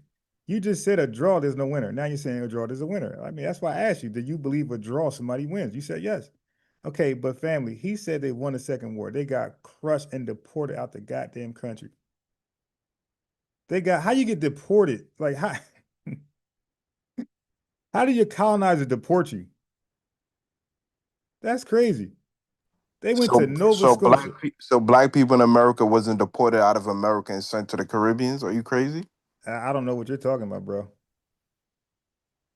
I don't know what you're talking about. So black slaves in America wasn't deported from America to the Caribbeans for being rebels or things like that. Wait, are they black or African? The slaves you're talking about. I mean, you could use them interchangeably. I mean, no, synonymous. No, they're not synonymous, brother. You just said Haiti was the first black republic to fight against slavery. You said that. I didn't say that. That's what your source said. Okay.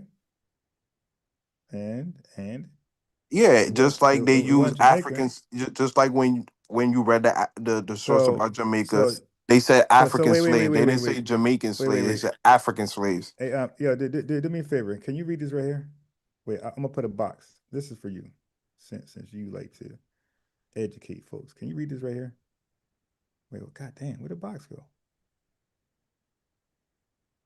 Brother, can you read? Maroons defeated the British. Partly true. No. That one? No, I got you. I got you, my boy. This is what happens when y'all calling my podcast. This ain't nobody. Read in that rectangle right there. Jamaicans defeated the French. False. I never said the Jamaicans defeated the French. No. Keep reading. No known wars between Jamaicans and the French. This likely confused with Haiti. Oh my God, family. We got to do better, bro. We got to do better. So like I said, there's no research. Even your wiki link, it didn't say that Jamaicans defeated the British. It said the British did not defeat the Maroons. What was the first bulletin point? What did it say? And you got a draw. It says partially true, meaning that it was a draw. Partially true, right? That's what it said. Partially true. The Maroons defeated the British, right? Okay. How about this? How about I said Hitler passed Nuremberg laws, and he also had the Jewish population picking cotton. Okay. So and then when you say, hey, did the Jewish people pick cotton and had to undergo Nuremberg laws? You're going to read partially true. Some of that, it ain't going to say no, because there's a two-part question. It's no. It's going to say partially true. The one part is true, the other part is false. So now when we read it, it said Maroons defeated the British. It says partially true. It didn't say true. It says they fought to a draw and then when it explained what partially true is. Did you not read that? It said partially true. They fought to a draw in the First Maroon War and secured treaties. So to them, so it sounds like the sources agreeing with me. And well, it sounds like that in your brain, but when we read it, it didn't agree with you. In your brain, because you said a treaty is not a win, and the sources in basically a war. Okay, family. I'm trying not to crash out. Is this guy really that retarded? Go back to your bulletin point. I said nothing about. I said war. I didn't say anything about a treaty. I said war, fighting. When you fight, there's a winner and a loser. You could end a war and nobody took an L. And you could feel like, hey, too many bodies dropping, like the British and the Americans. when they were fighting. It was no clear victor. They feel like too many bodies were dropping, and they did their own treaty, they did their own peace thing.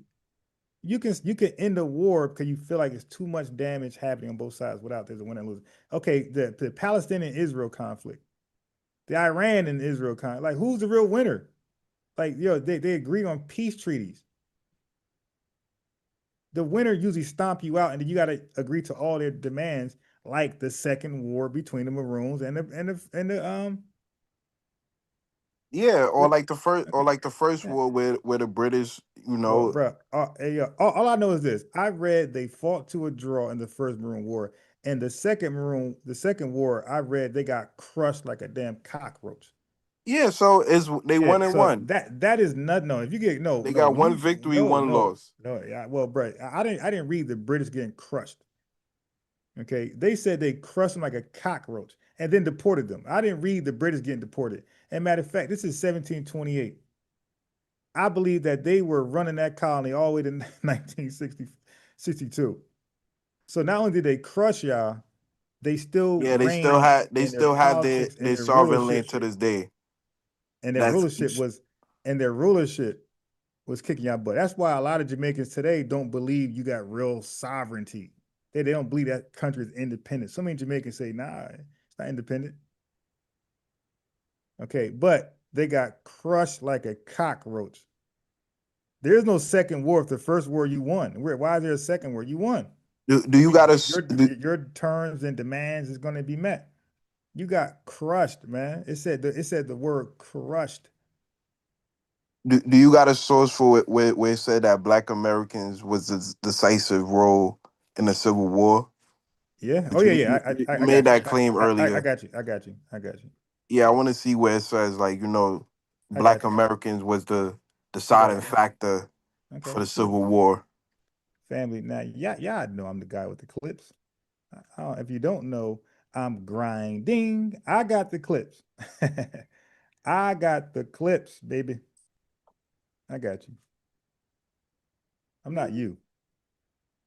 I don't see a draw as a win. I don't see being crushed as competition. That's not how I see things. That's how you see things. Nah, I mean we fought in real wars. Not unlike you guys that fought along your slave masters, and and took that W home, right? Your slave master took the W home. Took a W. As a matter of fact, you were talking about Black folks getting spat on, right, during the Civil Rights Movement. Yeah, we seen that on national television. Black Americans getting spit on and chased by German What about the Jamaicans when they put feces in your mouths? You speak? That happened. That was during slavery. Okay, so which one is worse? Getting feces, human and animal feces in your mouth, or being spat on? I think being spat on when you're free is more. Oh my God, feces. So you could tolerate feces in your mouth, like that's cool. I mean, hey, that's what they did to slaves. Hey, yo, family. If you put feces in my mouth, you gotta die. Like we see people in America. Hey, if Black Americans didn't even fight for their own freedom. Hey, bro, we can't talk over each other, bro.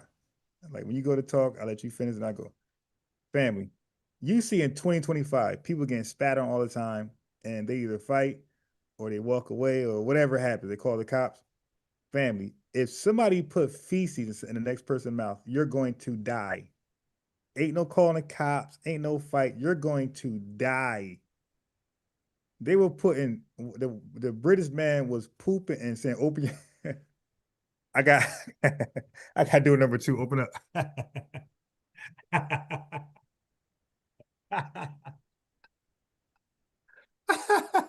Yo, I got to do number 1. Open up. Yeah, these guys were human toilets. He talking shit.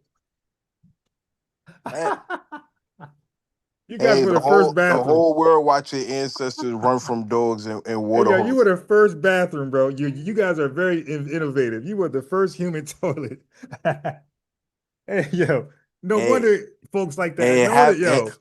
It happened. Then we defeated the British. The British no, Empire. Y'all got crushed and y'all became toilets again. Hey, nah, we established our own sovereign bro. land that's still Bro, you recognized to were this the day. first. Yo, listen, in our My ancestors, country, didn't get spit on or hey, chased yo, by German hey, shepherds bro, or run from water hoses. in our country, this what happened. There were bathrooms and they had signs, and they might even be racial signs like colors only and whites only. But bro, and nowhere in our history where read the word the bathroom. Yo, they actually put the sign on your forehead, said colors only. They put the sign in his white forehead, whites only. Yo, yo, I can't hold it. I can't hold it. Hey, yo, Reverend, sit down. Open your mouth. Open your mouth. I can't hold it. That is way worse, bro. I mean, they were You slaves. better not choke. You better not choke. Your ancestors got spit on when they was free. Yo, my man said, wait, y'all were free too. Yo, you got your freedom. Wait, when you think you got your freedom in 1790? Way before us. You got your freedom over 100 years before us, man.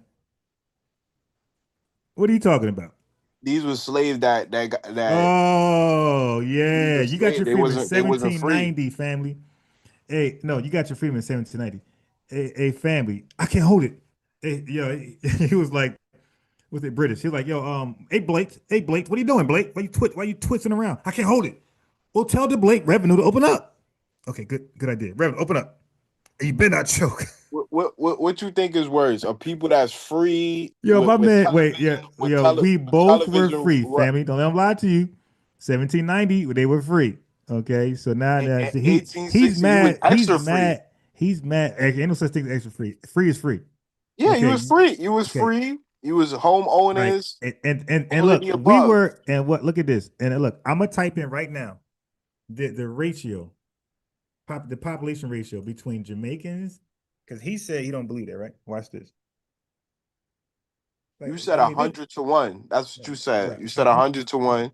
That's called clowning. And you don't even. That's called clowning. But check it out. You were definitely the overwhelmingly majority. You were the prize pick, my boy. So was you clowning when you said Black Americans the only Black people, or you wasn't clowning? That's a fact. But hold on. So you don't agree with your source when it said Haiti was the first black republic? Okay, brother, that is modern language. I explained that. I said Black became very inclusive. So yeah, so people confuse. I said you didn't hear me earlier. I said I'm taking it back. You didn't hear that. I said when you take something back, that means it's not in your possession solely anymore. I said I'm taking it back. Okay, so yeah, so you just pushing a French theory that nobody else. No, I gave you. I gave you. Well, first of all, I asked you because you're the liar. I asked you when did any African country? What date did any African country start to identify themselves as Black? You say you didn't know. I said, what about the islands? What date when they start to identify Jamaicans as Black collectively, not one or two people? You say you didn't know. Then you said 1960, right? No, I said America. I said no, that was America. I said Black was our self-identifier. That's what we called ourselves as a national identifier. That Black man over there, that Black woman. There was nothing else. That Black replaced everything at that time. So can you find an organization or something with people with Black in it? Hey, Black replaced. Yeah, the Black Panthers. I said in the 1800s. I didn't say the 20th century. Who said? Well, first of all, in the 1800s, family, when white people used Black, it was. I researched that too, my boy. When white people called Black people Black, it was a racial, inhumane way. Like they were saying, like people were inferior. So when they called people Black, it wasn't like you were look at this black chocolate handsome hunk. When they called Black people Black, they were saying like they were on the level of animals. Yeah. What do you want? Okay, you want to take it off? Yeah. So when white folks called you Black, bro, it wasn't some like endearment. It wasn't some like respectful term. I'm talking about when did people self-identify themselves Black in America? What was the ratio between? Oh, you don't know when people started self-identifying themselves as Black in America? British. Wait, one task at a time. And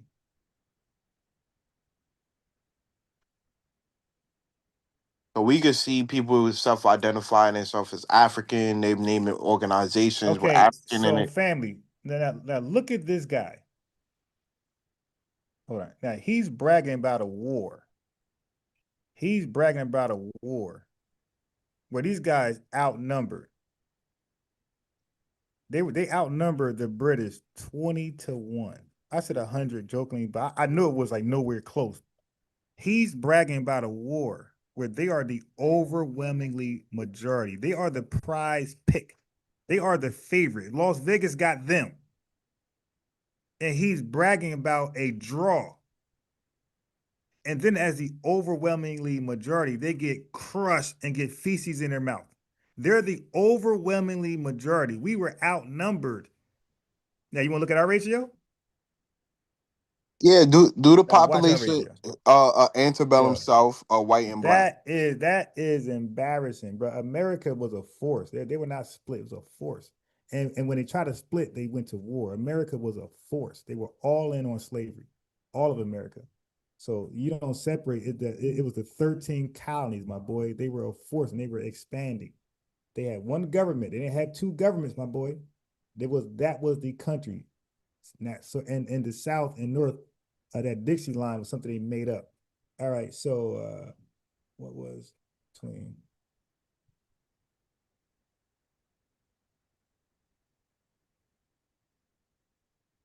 Okay.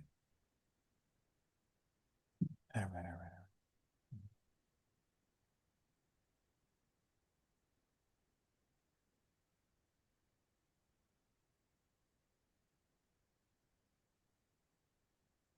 So we were outnumbered about 7-1. And at the same time, the same time frame. So we're outnumbered. We're the underdogs. They are the prize pick. And he's bragging about getting a stalemate. He's bragging about being crushed the next war. Yeah, I'm gonna brag about the treaty that you don't got. I'm gonna brag about the wars that we fought that you. This is our country. But look, I'm gonna brag about this your country. Family, yes. Name one FBA was a founding father of America. Why we got to be a founding father to be our country? I mean, you said this is your country, so yeah. I would think an FBA would be a founding father. We gotta be a founding father. It's our country though. So it's your country, but no FBA signed the Constitution. No FBA is a founding father. No. No FBA has ever been the president of the United States of America. Still our country. No. Wait. But did we dominate in Congress? I mean, if it's your country, you should dominate in some form of sector. Right. That's close enough. I mean, and guess what? We would have become a president if it wasn't for your boys, the KKK. You know, y'all Jamaicans, y'all got that allegiance with the KKK. You did. Y'all got that alliance with the KKK. Y'all Marcus Garvey boys got that alliance. Yeah. So if you didn't, we got something in common. Yeah, we're both racist. If you didn't sick your dogs on us, we would have been presidents as well. We were in Congress. I mean, family. Black Reconstruction, he know nothing about. We were. If I had $1 billion, I could stop world hunger. Okay, no, we were actually in Congress. It's not about what if. Like, no, the what if is you guys. What if Marcus Garvey was successful? That was a what if. What if the Maroons won the Second War? That's a what if. We're talking about what we actually did. Right after Emancipation Proclamation and the 14th Amendment, we were in Congress. We were mayors. We were living at large. Okay, come off mute, Revenue. Let's compare and contrast. Because you said, what about this? What about that? Come off mute. Okay, so what was it a fact that we had black FBA millionaires in the early 1900s? Is that a fact or is that's that's a well-known fact. Right. We had a bunch, right? 1890s, the Black Reconstruction. We had like over 100 black folks that was millionaires in the late 1800s and early 1900s. Is that a fact or is that fake? Yeah. Okay. Can you name one? Matter of fact, what year did you have the one Jamaican millionaire? What was the first time you had your billionaire in Jamaica? What's the guy name? Oh man, he don't even know his goddamn. Yo, their first millionaire, he doesn't even know his name. George Stabell. Okay, let me look this guy up. Hold on. Yeah, I send you his wiki right now. I look at it. Yeah, I'll trust your research. So George, how you spell his last name? Stiebel.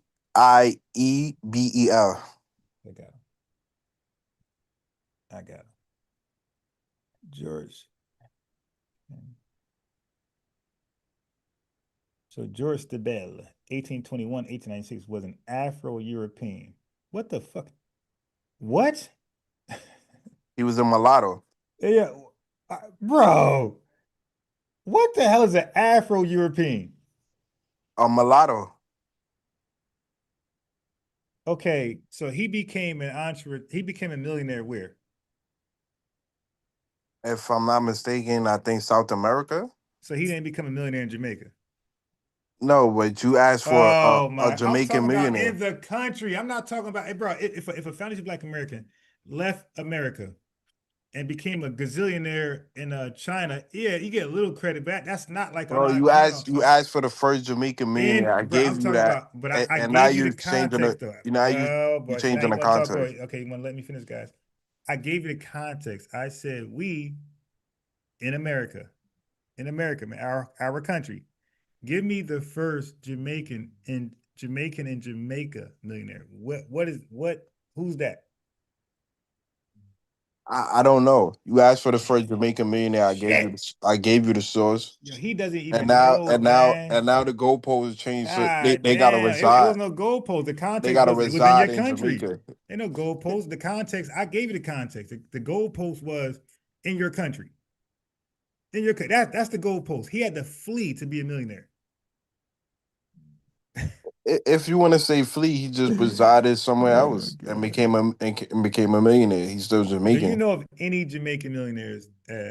Who's the first Jamaican millionaire? How about that? How about you look that up? Let's look up the first. I just gave you the first Jamaican millionaire. In Jamaica. Goddamn, in Jamaica. I just clarified. You still. Who was the first Jamaican millionaire? And look, it got it everywhere but Jamaica. Goddamn. And this better not say no results found. I'm done. I'm gonna close this out. Your family. What the? Yo, is there a Jamaican millionaire now living in Jamaica? Yes, there's a couple. Name one. Give me a second. I gotta look at my notes. There's no so far. I have not came across a Jamaican millionaire that lived in Jamaica that got his millions in Jamaica.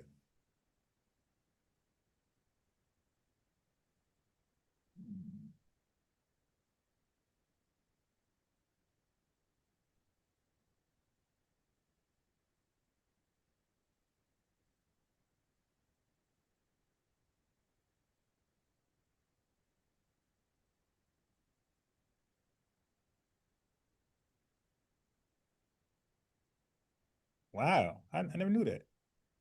You have Dr. Blossom O'Malley Nelson. Who? Dr. Blossom Hold on. O'Malley Nelson. Dr. The first name, spell that? Blossom. Blossom.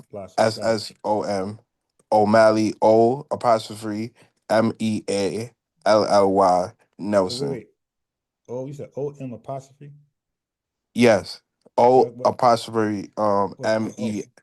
God damn, wait. I didn't hit enter by mistake. Apostrophe M. So O apostrophe M. Yeah. E-A. Oh, Millie Nelson. I see it right there. Millie Nelson? Yeah. Oh my God. Damn, she got cake soap?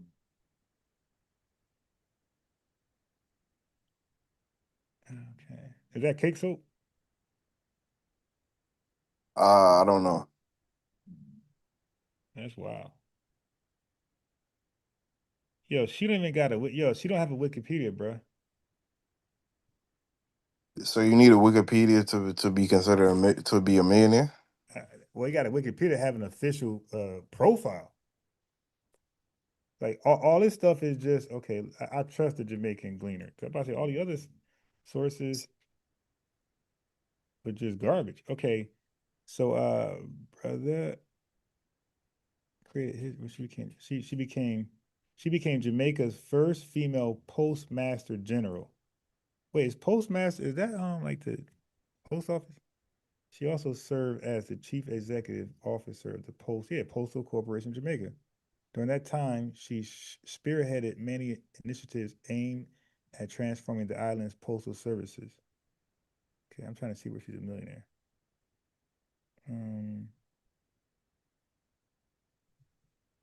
Was she a millionaire? Yeah, you also had Trisha Bailey, who's a billionaire. Wait, and she's from Jamaica. Hold on, Blossom O'Malley Nelson. But was she a millionaire? Yeah. Where? It doesn't say it in her in its Gleaner. It says she was a postmaster. How do you become a millionaire for being a postmaster, working at the post office? I would let you see her network. Give me a second. Yeah, now I don't know. It gotta be a credible source. Like I said, I trust the Gleaner. But yeah, it's gonna be of course, I'm not gonna get it from a So what did she do to become a millionaire? She specialized, I think, in science and stuff like that. So she worked at the post office for like 2 decades. She retired and became a scientist. I don't think she worked at the post office. I think you're reading that wrong. All right. Okay. So let's read together. Now I'm not you. You got those reading issues. Okay, so let's read together. Brother. Dr. Blossom O'Malley Nelson created history when she became Jamaica's first female postmaster general. She also served as the chief executive officer of the Postal Corporation of Jamaica. That's not the post office? Yeah, but she has doctor in front of her name, so I don't think she just worked at the post office. Why is a doctor in front of her name? She worked at the post office. Maybe she worked in a certain sector of the post. Yeah, them damn signs of them damn post office. Stop that shit, man. She's sorting out mail. He act like that is a science department of the post office. Pseudoscience, that's all that's there. Yo, this dude said, yo, she became a doctor and got a job. I've never seen a doctor become a postmaster. Yo, what's going on in Jamaica? Yeah, she specialized in technology, so maybe she's overseeing that certain position that's dealing with technology and expanding commercial services. Nah, it's too much speculation on your part, and you just making shit up. How am I making stuff up? I'm literally reading what the position with the roles and responsibilities. All right, so can we agree on this? Can we agree on this? Can we agree that the second war, the British crushed the Maroons? Can we agree on that so we can stop this lie? How they defeated the British? Yeah, they lost the second war and they won the first war. Where'd you read they won the first war? According to your source, partially. My source, it said partially. Partially, you mean you're one? Yo, family, you're hearing this guy embarrass himself. So partially is the whole, right? So now in your mind, when somebody say partial or partially, part-time worker, a part-time worker is a full-time worker, right? According to you. Yeah. They is. So a part-time worker is a full-time worker. No. This dude said yes. No, I thought no. Ladies and gentlemen, this is revenue. Okay. This dude said a part-time worker is a full-time. He said yes. So can you give your explanation of partial yes and that source that you pulled up in the chat GPT you pulled up? They led to a draw. And a treaty was signed. That's the partial. So the treaty was a partial yes, right? Yes. Yeah, so they like I said, the British agreed to the Maroons' terms and conditions of them having their own sovereign land that's excluded outside of Jamaica. Okay. So and they got that done. They was free. Right. Cool. All right. They got their own sovereign land, and that's what they wanted. All right. So that's your definition. They didn't want to be slaves, and they got that. So what happened in the second fight then? Was that reversed? No, the second fight was basically another set of Maroons wanted their own land separate from the other Maroons, and they And how'd lost that the work out for war. them? They And how'd that work? lost. Get it. So the blueprint wasn't the blueprint. Nah, at least I mean, at least they got something to blueprint. Black Americans don't even have a war they could Oh look no, at and say, hey, "Oh, bro, look at bro. this war that we won against." Why would we get crushed?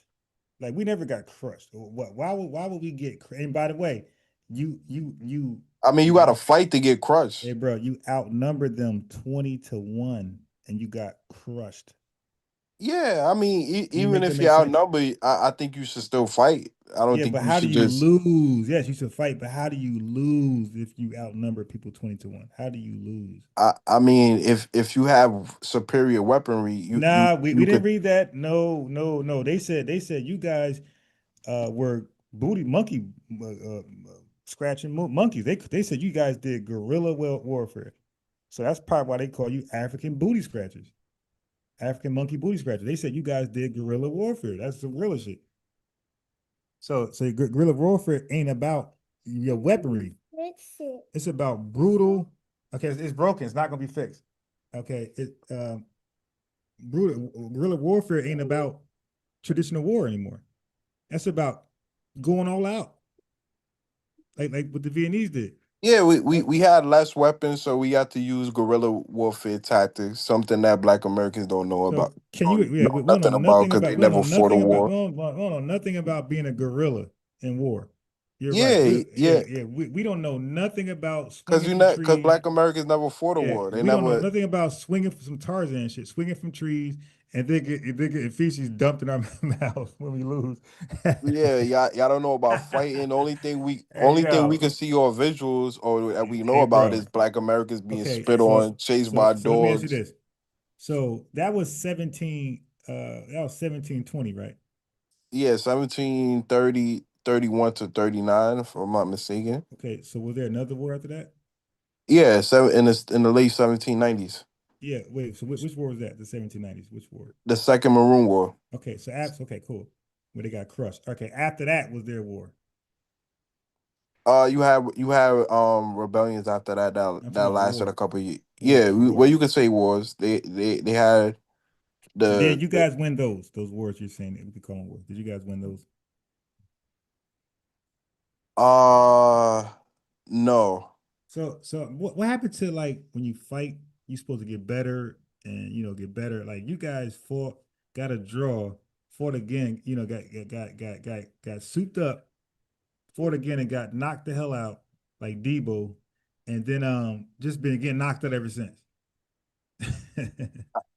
I mean, like Roy Jones Jr. Oh my yeah. God. We fighters. We fighters. Yeah, that's losers. That ain't fighting is like it's supposed to be like I'm supposed to get hurt too. Unlike Black Americans that never Hey, fought and got spit hey, on bro, that's not and fighters. You're signed to losing, be and you're the out. And then okay, sharecroppers. and what I'm not gonna let you do is omit the fact you outnumbered them. Family, they never won, and they outnumbered them 20-1, and they're getting beat up. That means you guys can't fight. You outnumbered them losing.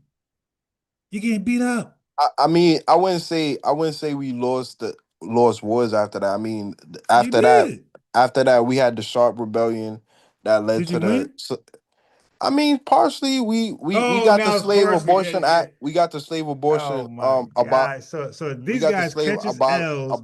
Abolishing These Act guys in catches L's and get 1833. something signed, and to them they won.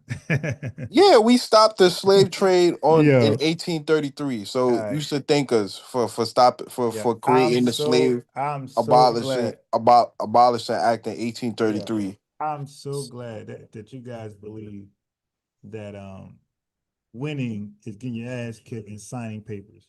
Like that's what you do now. Yeah, right now you get your ass kicked and you sign papers today. I mean, you guys got your ass kicked and got nothing out of it.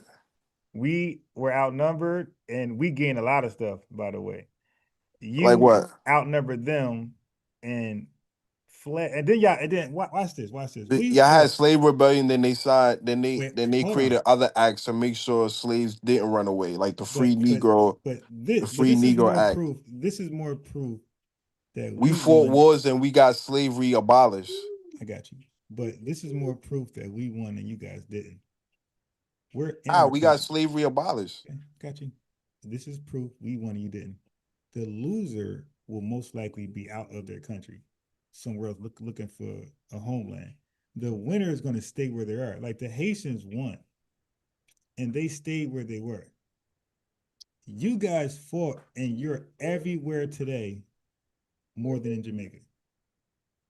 Okay. You said that you won a war and then you got shipped to Liberia. Brother, I don't know what you're talking about with that one. What war did we win and then got sent to Liberia? Talk to me about that. After the civil war between the two white people. Right, I got you, but I'm using your timeline. So which one's worse? Which one's first? Being sent to Liberia or winning the war? Which one happened first? People was already it was already sending people to Liberia. Hey, bro, I'm just asking you a question. Sending people to Liberia first. Oh, but you said we won the war, brother. Winning the war defeated the purpose of going to Liberia. Was black people being still shipped to Liberia from America? Brother, the winning the war defeated the purpose of Liberia. Matter of fact, they stopped that whole shit right after the war. The whole cinema. Matter of fact, right after the war, they asked the American Liberians to go independent because the gig was up. The whole Liberian scam was up. Once it was a scam. Okay, yeah. So the ACS. Okay, you might. Yeah, I guess you guys got the allegiance of white supremacists. You and Garvey and those guys. I mean, black people being enslaved or they having their own sovereign country, you think it's better for them to be antebellum style? I don't know what country you think that we supposed to have, but this is our country. How is this your country if you're a minority? They have to pass laws to make you a citizen. And that's even more of a flex. We're the minority. Yeah, you're the minority. Right. You're at the bottom of the economic ladder. But let me ask you this. They have to sign laws to make you a citizen. So where's Jamaica at on the economic ladder? I mean, per capita, we make more money than Black Americans. Oh, here we go. We don't know because aren't you black right now? Yeah, I'm black. Yeah. Okay. All right. So hey, so we don't know. Because we got a million y'all scumbags listed as black. So we don't know where we will be if y'all would not tag and that million GDP. And that million is making the GDP. No. There's no. Let me kick you off right there. There's no way to distinguish, my boy. That's why we're delineating. We don't know what you're bringing to us, negative or positive, because you can't distinguish. You're listed as a black African American. So when he's talking about family, he's talking about the immigrants, the Jamaican immigrants. Yes, when they come over here, they are distinguished from us. But once they are born here, they become one of us in stats.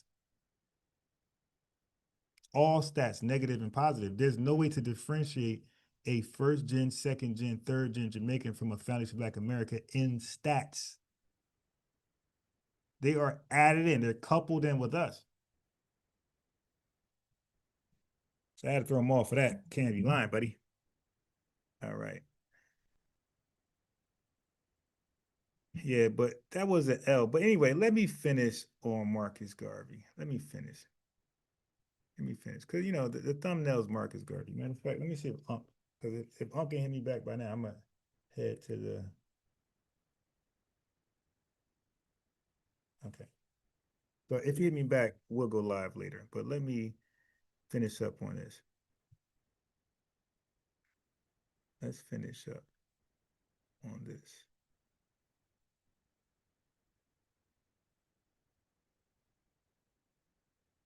You're not going to have me lying, sir. Okay, I'll play that later. The one thing we're not going to do is have you lying. My man said they defeated the British. We read they got totally annihilated. We read they got totally annihilated. That's why I couldn't wait to get them back on here. And like you see, he does. This guy said a draw is a win. And then he said they won the Second War too. I mean, why would you, like, you should know your history. You should know you got clobbered.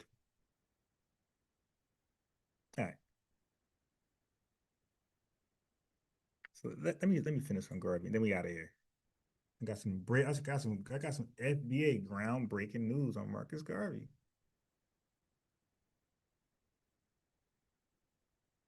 Wait, what is this? Okay.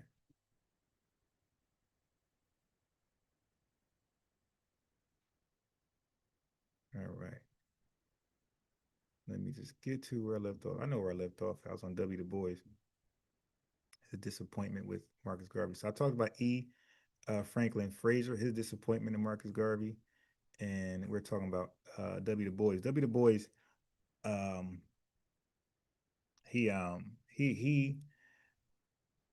he opposed Marcus Garvey because of Garvey's separatism rhetoric, and when he aligned himself up with the KKK. Okay, when he did that, that's when all of our leaders was like, yo, he got to go. When I say leaders, I'm talking about activists and people in a position of leading something. Okay, so W. Du Bois believed in Pan-Africanism, so he did. So they want to stamp everybody a Pan-Africanist. So he believed in Pan-Africanism, but not at this expense of civil rights work in the U.S. So he wasn't on that Garvey, we should flee the country. Okay, W. Du Bois, he accused Garvey of misleading poor Black people and exploiting them financially. A. Philip Randolph called Garvey the most dangerous enemy of the Negro race in America. Matter of fact, hold on. Let me check something real fast. Hold on, families. Hold on one tight. I'll play this real second. My last point is just simply this. I'll finish in a second. Give me a second. Identify with our ethnicity and identify with Pan-Africanism. Right. And this is something that shouldn't be a controversial concept or anything like that. I get it. As an African person born in this country, yes, our ethnic group has been the most openly Pan-Africanist. Nobody coming here is integrating anything. We are bringing them. They are in our communities and they are under our cover. Okay, they don't want to acknowledge that. So to what the brother said, yes, they're not.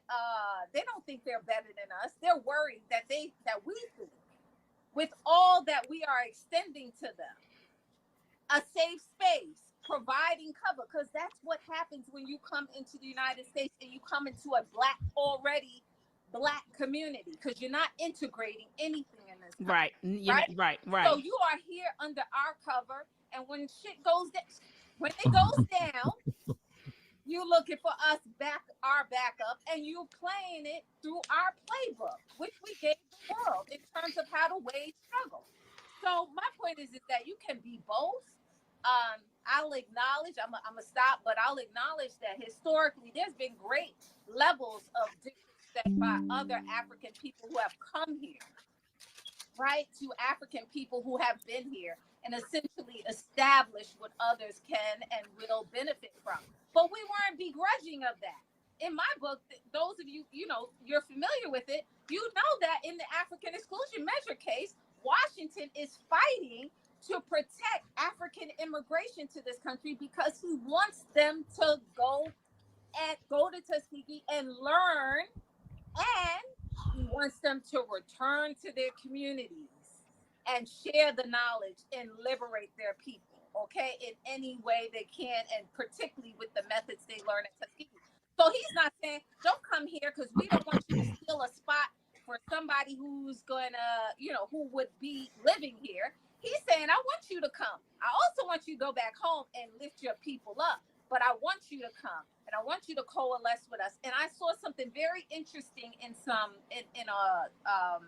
a newspaper article, a newspaper that was written by someone at Tuskegee. It said they consciously inculcated the coalescing of Africans from the diaspora and African people on the continent. And this was handwritten on a newspaper called the Tuskegee Student. And it was in the context of the International Conference on the Negro, which was really Booker T. Washington's Pan Conference. It brought African people from throughout the world in 1912 to Tuskegee to what? To look at methods that were sustainable for us, right, as African people, and take back what is useful to you, right? So my point is simply that we have been, for lack of a better description, we have been the vanguard. We have a Pan-Africanist here. We have been generous. We know this, right? We're looking for reciprocity, but we have to understand that Pan-Africanism in any context, the intention is to produce measurable results that are obviously to the benefit of African people. So I'm gonna leave it there. There's plenty else I want to say, but sorry.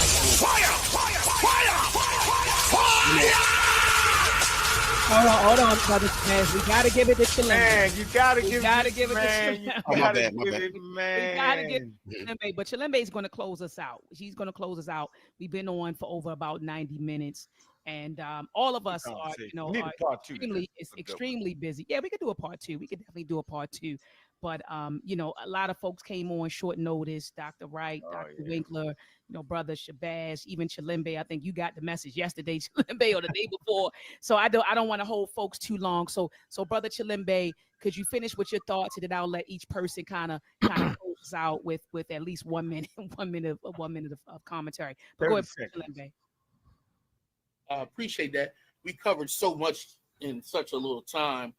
I want to give the context which Garvey was coming up in, because I think that helps us explain where some of the criticism be coming from. Mm-hmm. And Booker T. Washington had just passed. He was the leader of the Black Collective at that time. And Callie House, I don't know, I'm sure the historians know who the incomparable Callie House is. She had just been locked up from her movement in the Midwest, the reparation movement for mail fraud. Mm-hmm. And we're in the middle of, or etching up to, the Red Summer. So if you look at the Red Summer 1919, where Black towns and neighborhoods were sacrificed and bombastically destroyed by white violence and anger because of the perceived progress of Black people. You come into that time and you have a group of people who have survived slavery in the midst of Jim Crow and is constantly being attacked. Mm. And they're looking for a means to end. So you look at Callie House, her movement, it was, I believe she was actually the first victim of the government's movements to remove Black liberation. Especially because she got hit with the mail fraud. And peace, family. I appreciate y'all. I'm gonna end this one. I ain't gonna say short because this was a long live. It's been 2 hours, but I'm gonna finish cooking on Garvey another live. So I ain't gonna rush it. I was gonna rush it. Peace, holy FBA Codex TV1. Y'all are hilarious. Okay, so we got OC of Widerman. This new generation is nuts. V4 in the building. We got Ray Ray in the building. I'm just looking up who's here, shouting at everybody who came in. Tiger says, heaven and hell no, Jamaica's not independent. Ricardo, yeah, when I talk to revenue, I like to really just, I don't take revenue serious. I like to troll him because he's trolling us, so I could troll back. I like to troll back. All right, so yeah, I'm gonna end this one now, and we'll pick back up on Garvey. I want to pick back on Garvey with Unc or somebody else that's a Pan-Africanist on the panel. That's what I'm gonna pick back up on Garvey.